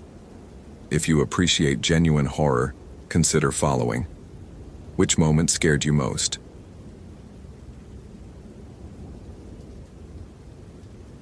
The rain hadn't stopped for 6 hours, and neither had Christopher Hayes. His boots squelched through moss that seemed to grow thicker with each mile, the kind of moss that swallowed sound and made the Olympic forest feel like it existed outside of time. Chris paused at marker 7.3, checking his handheld GPS against the waterproof map. The screen flickered, typical for this deep in the Hoh rainforest section, but it confirmed what he already knew. Sofia Martinez had last checked in somewhere between mile 8 and 9 of the Enchanted Valley Trail, before her satellite phone went dead. That was 11 hours ago. Chris pressed the transmit button on his radio. Ranger Hayes to base. I'm at the 7.3 marker, still no sign of the missing hiker. Static crackled, then Tom's voice came through, distorted by the canopy. Copy that, Chris. How's visibility? Maybe 40 feet. The fog's thicker than yesterday's soup. Chris released the button, listening to the forest's silence. That was the thing people never understood about the rainforest. It wasn't quiet like a desert or a snowfield. It was quiet like a held breath, like something waiting. He'd felt it since dawn. That prickling awareness at the base of his skull. The one that had served him well over 14 years as a ranger. The one his ex-wife had called his spooky bullshit before she left. Chris didn't call it anything. He just knew when something in the woods was wrong, the way other people knew when a storm was coming. Right now, every instinct he had was screaming. Chris, you still there? He keyed the radio again. Yeah, Tom, just thinking. The Martinez family, they still at the ranger station? Her parents? Yeah, they haven't moved. Her mother's been praying in Spanish for the last 4 hours. Her father keeps asking if we've called in search and rescue from Seattle. Chris wiped rain from his face. The water here didn't fall. It manifested, condensing out of the air itself until everything existed in varying states of wetness. His jacket, supposedly waterproof, had given up the pretense around hour 3. Tell them I'm going to find her, Chris said, and immediately felt foolish. Empty promises helped no one. Will do. Be careful out there. Weather service says the temperature's dropping fast. She's got maybe 8 hours before hypothermia becomes critical, if she's injured and immobile. Chris signed off and kept moving. The trail narrowed, hemmed in by Sitka spruce and western hemlock that towered 300 feet overhead. Some of these trees had been seedlings when Columbus was still trying to convince people the earth was round. Their roots formed walls along the trail, twisted shapes that looked almost deliberate in the fog, almost like hands. He stopped. There, 20 yards ahead, just visible through the mist. A splash of color that didn't belong. Chris approached slowly, that feeling at the base of his skull intensifying. It was a backpack. Blue and orange, the cheap kind sold at outdoor outlet stores. Chris knelt beside it, noting how it sat perfectly upright against a nurse log, as if someone had carefully placed it there rather than dropped it in panic. Sophia? His voice felt too loud, too intrusive. Sofia Martinez? The forest absorbed his words. Chris unzipped the pack with gloved hands, finding exactly what he expected. Water bottles, energy bars, a field guide to Pacific Northwest flora, notebooks filled with neat handwriting about moss samples and fungal growth, and a student ID, Sofia Martinez, University of Washington, Department of Biology. Her photo showed a young woman with dark eyes and an eager smile, the kind of smile that said she believed the world made sense and followed rules. He pressed his radio. "Tom, I found her pack. Marker 7.8 just off the main trail on the north side. Everything's still in it. Water, food, ID. It's been placed, not dropped." "Placed?" "Yeah, like she set it down carefully and walked away." The static stretched longer than usual. "That doesn't make sense. Why would she leave her supplies?" "I don't know." Chris straightened up, scanning the surrounding forest. "But I'm going to follow her trail from here. There are some impressions in the moss heading northwest." "Northwest? Chris, that's off trail. That's towards the..." The radio cut out. Chris tapped it, checked the battery. Full power. He repositioned the antenna, tried again. Nothing but white noise, like the signal had been swallowed.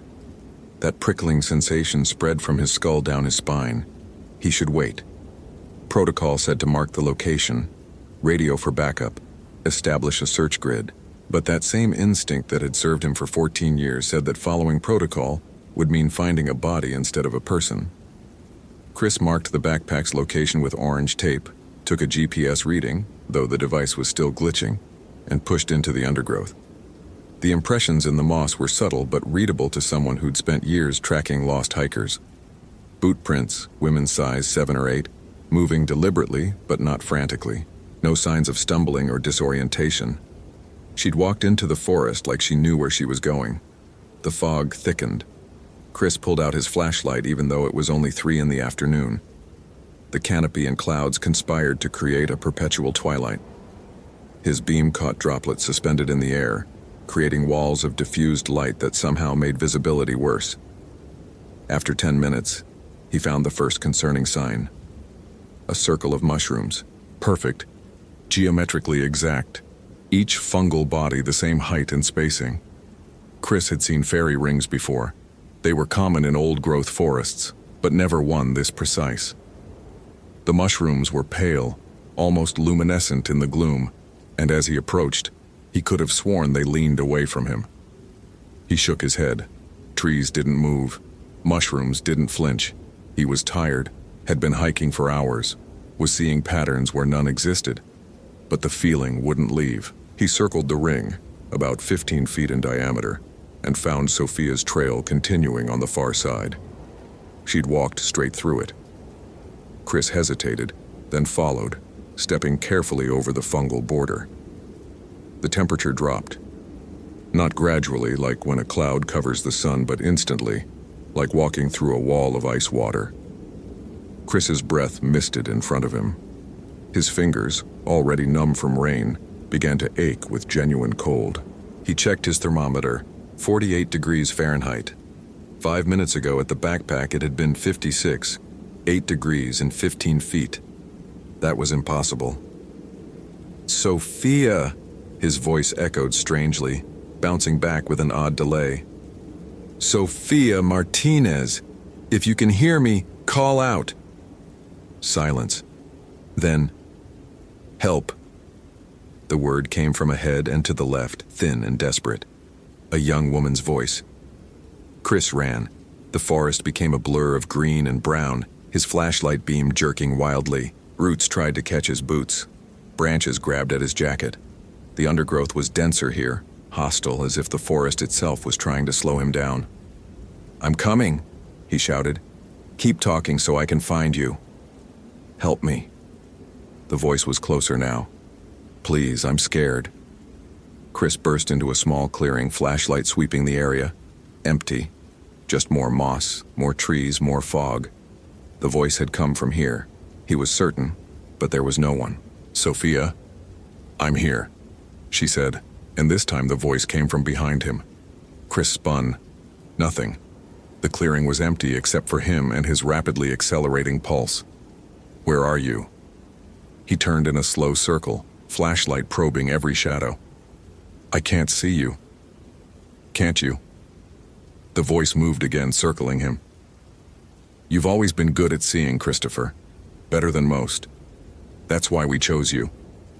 His heart hammered against his ribs. Who is we? Sophia, are you hurt? Are you confused? Laughter, soft and wrong, coming from every direction at once. Do you think I'm Sophia, Christopher? Do you really? He ran. Didn't know which direction, didn't care, just needed to move to get away from that voice that wore a young woman's fear like a mask. His boots pounded against the forest floor. His breath came in gasps. The fog seemed to chase him, reaching with tendrils that weren't quite physical but weren't quite his imagination either.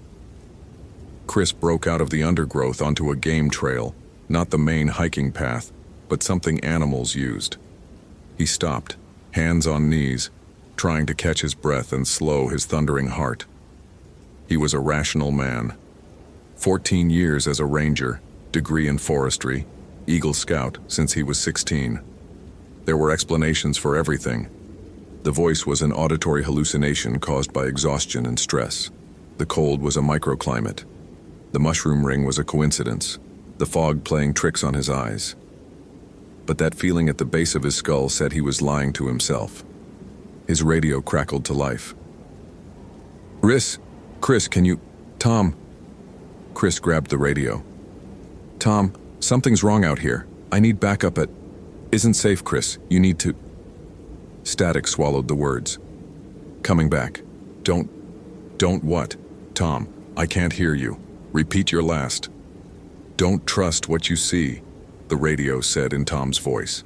Then, without any change in tone or inflection, don't trust what you hear. Don't trust what you remember. It's already inside you, Christopher. It's been inside since you crossed the threshold.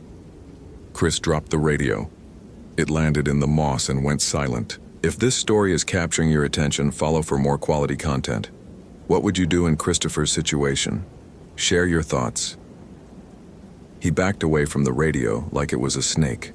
His mind raced through possibilities. Someone was pranking him. The radio frequency had crossed with another conversation. He'd finally cracked under the stress of too many lost hikers and not enough saves. None of those explanations felt true. Chris pulled out his backup flashlight. Always carry redundancy, that was Wilderness 101, and checked his compass. The needle spun lazily, never quite settling on magnetic north. He tapped it. The needle continued its slow rotation. Okay. No radio, no compass, GPS unreliable. And he was somewhere off-trail in the Olympic National Park with a missing hiker and apparently his own deteriorating grip on reality. Time to go back to basics. Chris looked up, trying to spot the sun through the canopy and clouds. The light was diffuse, sourceless, offering no directional clues. He checked the moss on the trees. It grew on the north side, but here, in the rainforest, moss grew on every side. He knelt and examined the ground, looking for slope, for water flow patterns, for anything that would tell him which way was downhill. Everything looked the same. Flat, green, eternal. You're lost, he said out loud, needing to hear something real, even if it was just his own voice acknowledging a truth. You're lost, and you need to think. Everyone's lost, Sophia's voice answered from the trees. Some people just haven't realized it yet. Chris forced himself not to run. He turned slowly, flashlight raised like a weapon, and saw her. Sophia Martinez stood at the edge of the clearing, exactly as she appeared in her student ID photo. Blue jacket, dark hair pulled back in a ponytail, that eager smile. Except her clothes were dry. Perfectly dry, despite the fact that it had been raining for 6 hours and every living thing in this forest dripped with moisture. You're not real, Chris said. Are you sure? She tilted her head. The movement was wrong somehow, too fluid, like a puppet being manipulated by an expert hand. You're looking at me, seeing me. How can I be more real? Because real people get wet in the rain. Sophia, or the thing wearing her shape, looked down at herself, seeming to notice the dryness for the first time. When she looked back up, water suddenly streamed from her hair, her clothes dripping onto the moss. Better? Chris's throat went dry. He'd seen hallucinations before, knew how they worked. They didn't respond to logic. They didn't correct themselves based on observation. What are you? He whispered. What do you think I am? She stepped closer. You've felt me since you entered the forest, Christopher. That feeling at the base of your skull, that knowing. I've been whispering to you for hours, and you've been listening.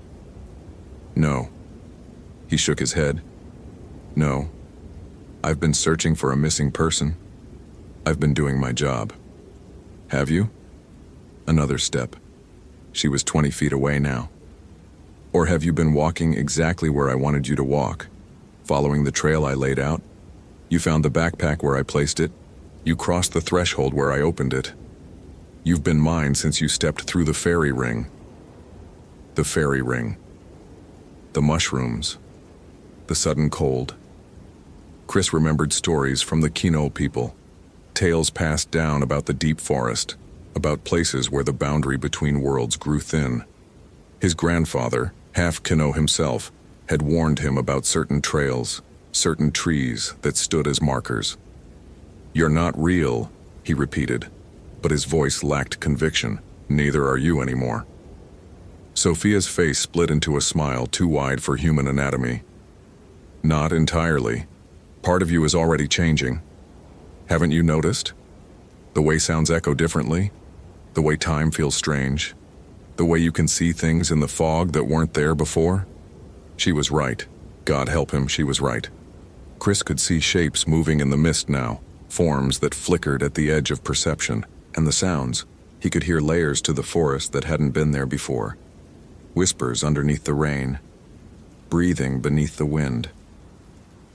The real Sophia Martinez, he forced the words out. Where is she? The thing wearing her face laughed. Oh, she's here. She's been here the whole time. Just like you're here. Just like everyone who crosses certain thresholds becomes here. The forest keeps what it's given. I want to see her. The real her. Do you? Are you sure? The smile faded. Once you see, Christopher, you can't unsee. Once you know, you can't unknow. Isn't it better to stay uncertain, to walk back out of the forest, file your report, tell the family you did your best? You could do that. I'd let you. You're not the one I wanted anyway. Show me. Sophia, the thing sighed. Your choice. She gestured to the left. The fog pulled back like a curtain. At first, Chris couldn't process what he was seeing. His brain refused to accept the input, tried to reject it as impossible. But as he stared, the pieces assembled into terrible understanding. Trees, dozens of them, scattered through the clearing. But their bark was wrong. Too smooth, too pale. As his flashlight beam touched them, he saw why. They weren't bark at all. Faces, human faces absorbed into the wood, mouths open in eternal silence. Some were fresh enough that he could still see details, the texture of their skin, the color of their eyes. Others had been here longer, features smoothing into the grain of the wood, becoming part of the tree's pattern. And there, on a young hemlock no more than 20 years grown, was Sophia Martinez. Her eyes were open but unseeing, her mouth shaped around a word she'd never finished speaking. Roots grew through her, around her, from her, anchoring her to the earth and sky. Chris's legs gave out. He fell to his knees in the moss, unable to look away. Because it wasn't just Sophia. He recognized others, faces from missing person reports, cases that had gone cold, hikers who'd vanished over the years along this trail. All of them here. All of them feeding the forest. This is the Enchanted Valley. The thing wearing Sophia said softly. This is where life pays its debt to the wood. These trees will stand for 300 years, maybe more, and everyone who gave them root will be part of that growth, that reaching toward light. Isn't that beautiful? Isn't that better than dying in some hospital, rotting in some box? You're insane, Chris managed. No, I'm patient. I'm old. I've been here since before your people named these mountains. Since before anyone tried to map what shouldn't be mapped, contain what shouldn't be contained. The thing crouched beside him, and up close, Chris could see how its edges flickered, how its substance wasn't quite solid. I feed on the boundary between life and death, on the moment of transition. Your fear makes that moment sweeter, longer. So I let you wander, let you hope, let you think you might succeed. And then I show you the truth. Chris's hand closed around something in his pocket. His emergency beacon, the kind that sent a satellite distress signal to search and rescue. He'd forgotten about it. Or had something made him forget? You can't leave, the thing said, reading his thoughts. You crossed the threshold. The rules are different now. Maybe. Chris pulled out the beacon, flipped open the protective cap. But I'm not dead yet. He triggered the beacon. For a moment, nothing happened. Then light, pure white electronic light, flooded the clearing. The thing wearing Sophia's face screamed, a sound that had nothing to do with human vocal cords. The fog recoiled. The shapes in the mist dissolved. And Chris ran. He didn't know if the beacon would bring help or if it even worked in this place, but the light had bought him seconds, and he intended to use them. His flashlight beam cut through darkness that seemed actively hostile now, revealing paths that twisted back on themselves, roots that rose up to trip him, branches that clawed at his face. Behind him, the thing's scream modulated into words. You can't escape. You're already changing. Part of you belongs here now. Maybe it was right. Chris could feel something wrong inside him, something that had hooked into his mind during those hours of searching. Thoughts that weren't quite his own, impulses to stop, to rest, to join the others in their wooden sleep. But he'd spent 14 years learning how to survive in wilderness, and the first rule was simple. Keep moving. Your legs might be exhausted, your mind might be giving up, but if you kept moving, you had a chance. The forest fought him. What had taken him 40 minutes to hike in seemed to take hours to escape. Time moved strangely, stretching and compressing. He'd check his watch and find that 5 minutes had passed in what felt like seconds, or that an eternity had compressed into a single moment. But eventually, though he couldn't say how long it took, Chris saw something that didn't belong to the ancient forest: orange survey tape. His marker, left at Sophia's backpack. He was back on the trail. The fog was lighter here, the temperature warmer. Chris could hear his radio crackling with normal static, could see his compass needle pointing steady north. His GPS flickered back to life, showing his position clearly. He'd crossed back. Chris staggered forward, legs shaking, and found his way to the main trail. The rain had stopped. Afternoon sun broke through the clouds, creating shafts of golden light through the canopy. It was beautiful, normal, real. His radio crackled. Chris? Christopher Hayes, do you copy? Tom. His voice was hoarse. Tom, I'm here. I'm on the main trail at marker 7.8. Thank God. We got your emergency beacon. Search and rescue is en route, ETA 20 minutes. Are you injured? No, Chris looked back the way he'd come. The forest was just forest again, green and ancient and innocent. I found where Sophia Martinez went. Is she alive? Chris thought about the face in the tree, the eyes that would never close, the mouth shaped around an unfinished word. He thought about telling the truth, about explaining what he'd seen. They'd never believe him. They'd think he'd cracked, lost his mind in the woods, became another casualty of stress and isolation. But her parents were waiting at the ranger station. They deserved something. No, he said finally. She's not alive, but I know where she is. I'll need to take a team back in tomorrow in daylight with more people. Copy that. Just stay where you are. Help is coming. Chris sat down on a moss-covered log and waited. His hands were shaking. That feeling at the base of his skull, the knowing, the sensing, hadn't gone away. If anything, it was stronger now. He could feel the forest watching him, patient and eternal, knowing what he knew. Part of him hadn't made it out. Part of him would always be standing in that clearing, staring at faces in trees, listening to something ancient whisper, promises about beauty and belonging and release from the exhausting work of being human.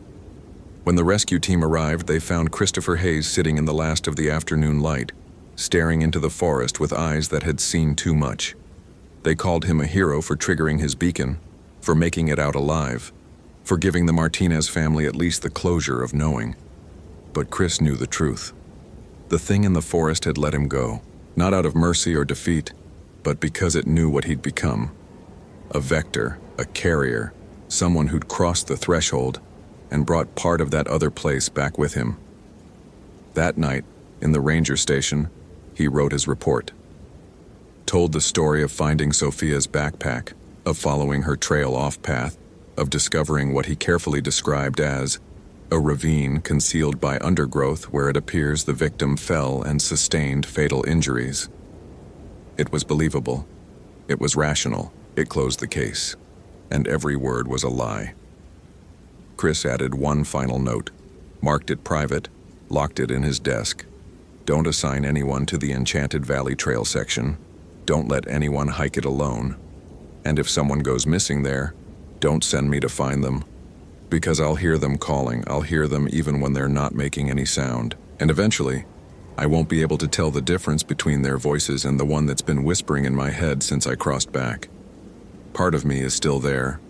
Part of me will always be there. And someday, when the whispers get too loud, the rest of me will follow. He locked the note away and went home, where he wouldn't sleep, where he'd lie in bed and feel the boundary between here and there growing thinner, where he'd wonder if he'd really escaped at all, or if escape had only ever been another kind of trap. The forest was patient. It had been patient for centuries. It could wait a little longer. Thank you for reading to the end. If you enjoyed this narrative, consider following for more immersive stories. What's your interpretation about what really happened to Christopher in that forest? I'd love to read your theories in the comments.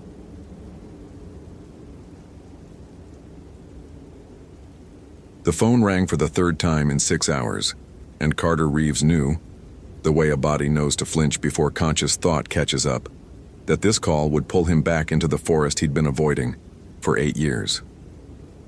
Olympic National Park, Ranger Station 7. His voice came out steady, practiced, professional. Please. The word broke apart in the woman's throat. Please, my daughter. Harper Caldwell. She went hiking this morning on the Hoh River Trail. Just a day hike. She had her phone, she had water, she knows how to be safe. Carter's pen hovered over the incident report form, the same form he'd filled out 247 times in his career. 246 had ended with people found, cold, scared, sheepish, but alive. The 247th had ended with him in a psychiatric evaluation for 3 months. Ma'am, I need you to take a breath for me. When did Harper last make contact? 10:47 this morning, a text message. Papers rustled on the other end. The mother was reading from something, trying to hold herself together with facts. But it was strange. She sent it to her own number. It said, "You're hearing me, right? Please respond." I thought maybe she meant to send it to me, but when I called her, it went straight to voicemail, and Carter's pen had stopped moving entirely.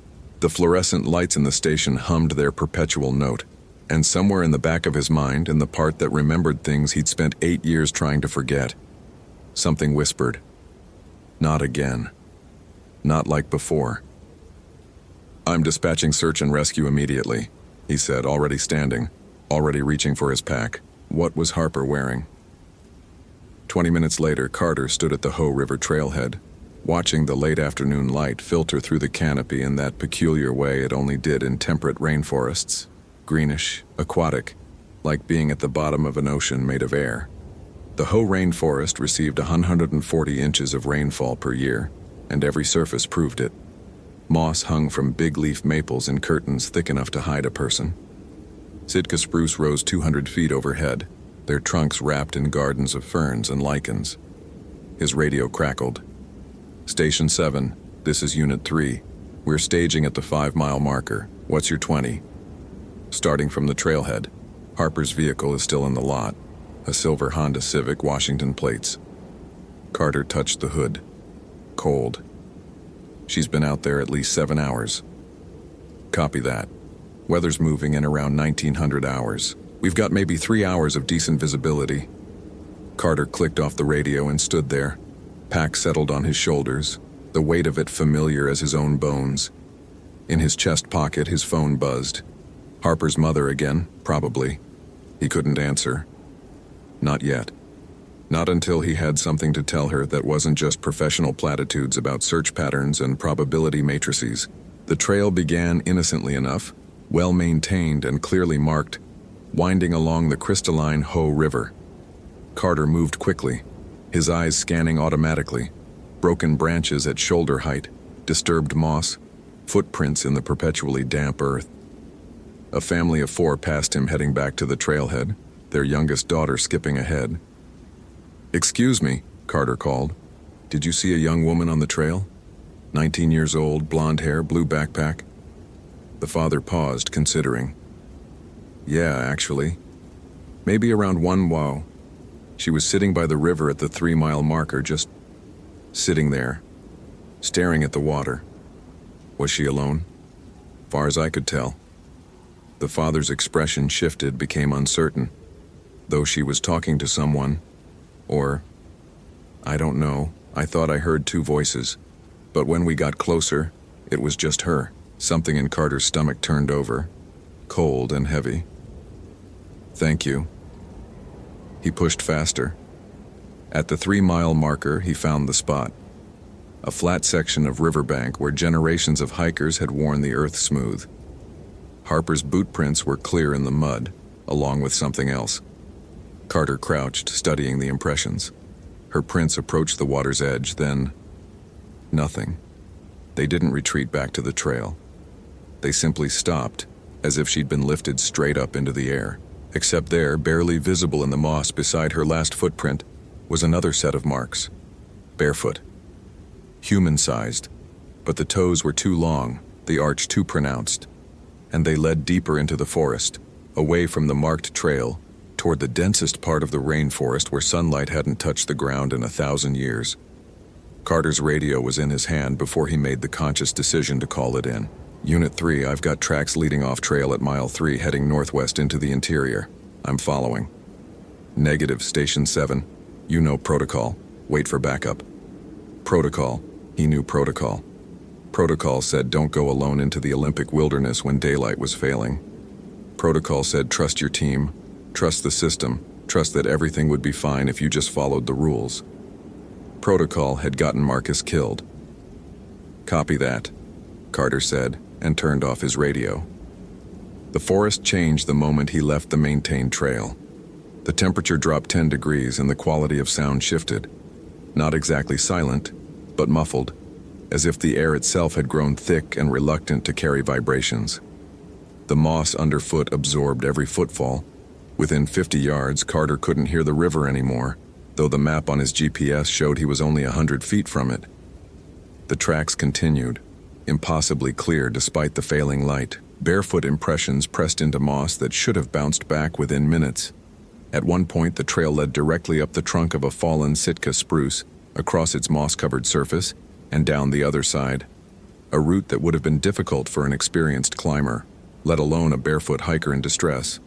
Unless she wasn't in distress. Unless she was being led. Carter's headlamp caught something bright in the undergrowth. A scrap of fabric. He knelt, pulling it free. Blue nylon, the same color as the backpack Harper's mother had described. Except the edge wasn't torn. It was cut, precisely with something very sharp.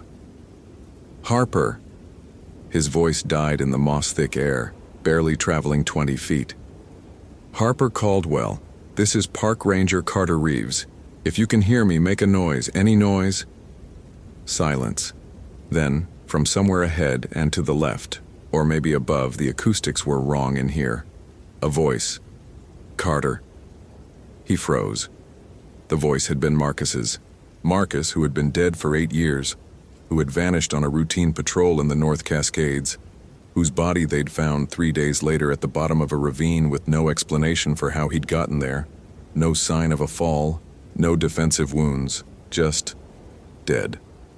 Eyes open, staring at nothing. "I know you're not real," Carter said to the forest. His voice shook despite his best efforts. "I know what you are." "Do you?" This time the voice came from behind him, and it was his own.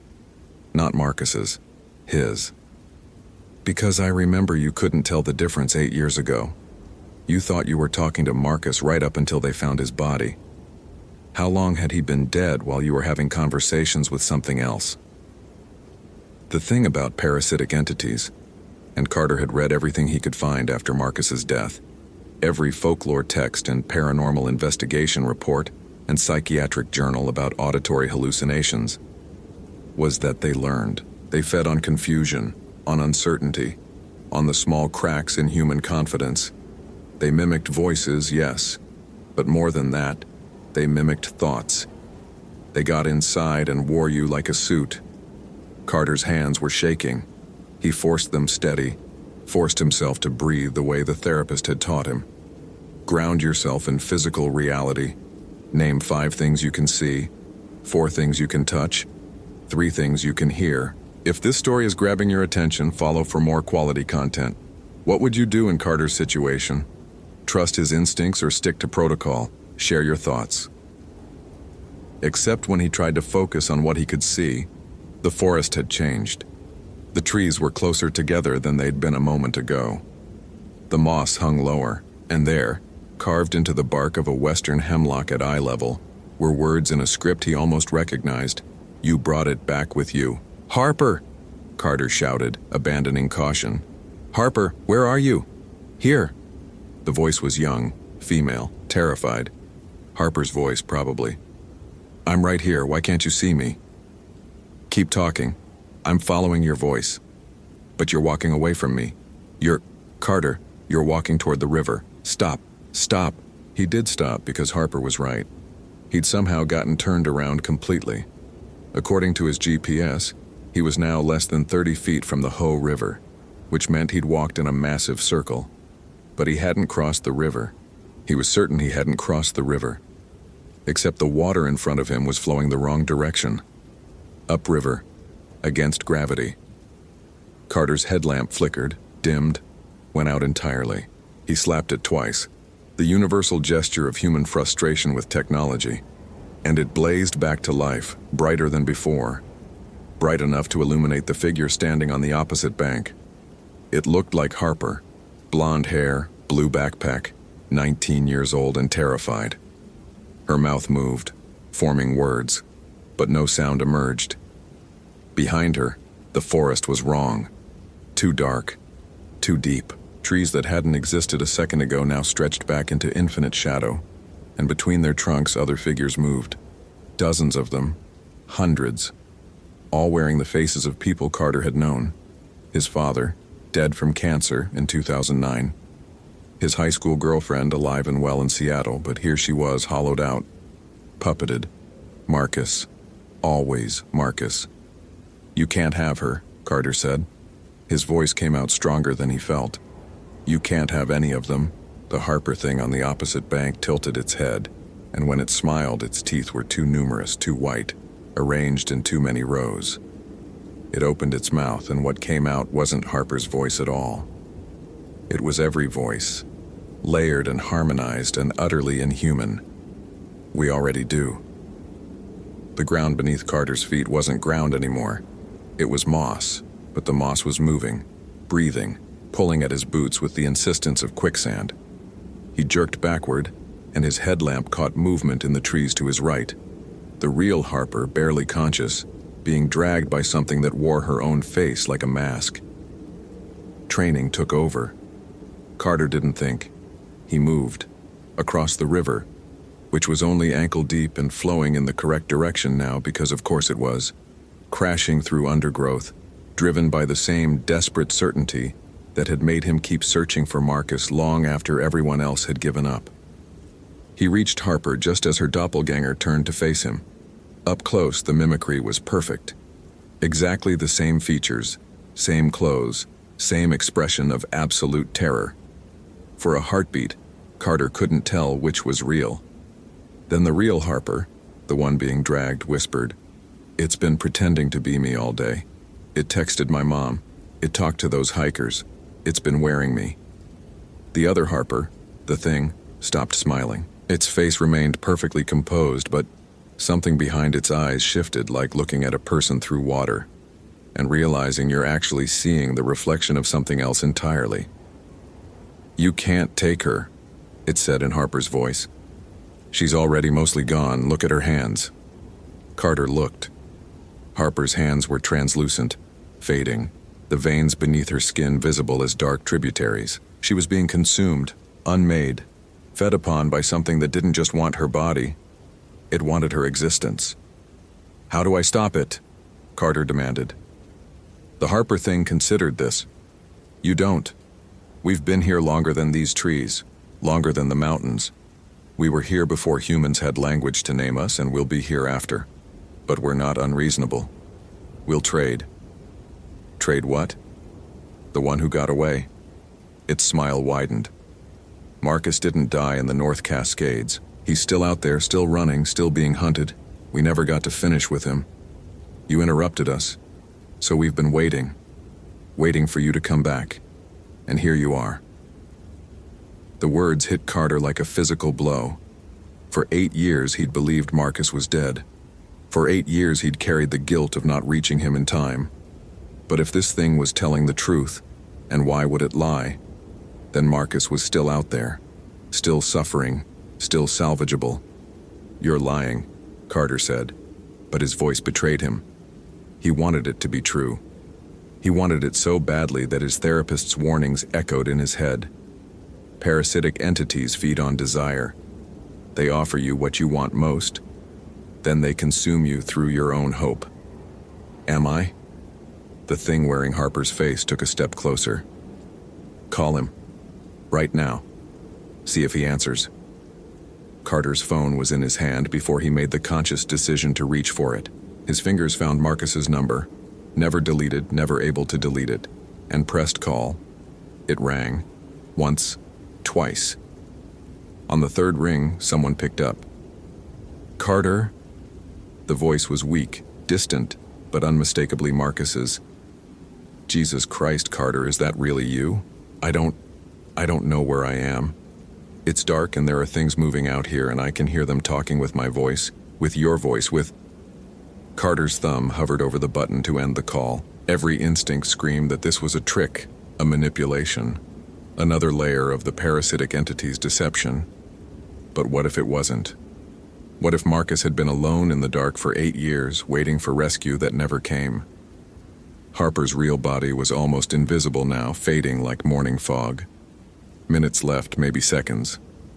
Make your choice, the entity said. The girl or your friend. Save one, lose one, or refuse, and lose both. Carter's mind raced through possibilities. There had to be a third option. There was always a third option if you could think clearly enough, act decisively enough.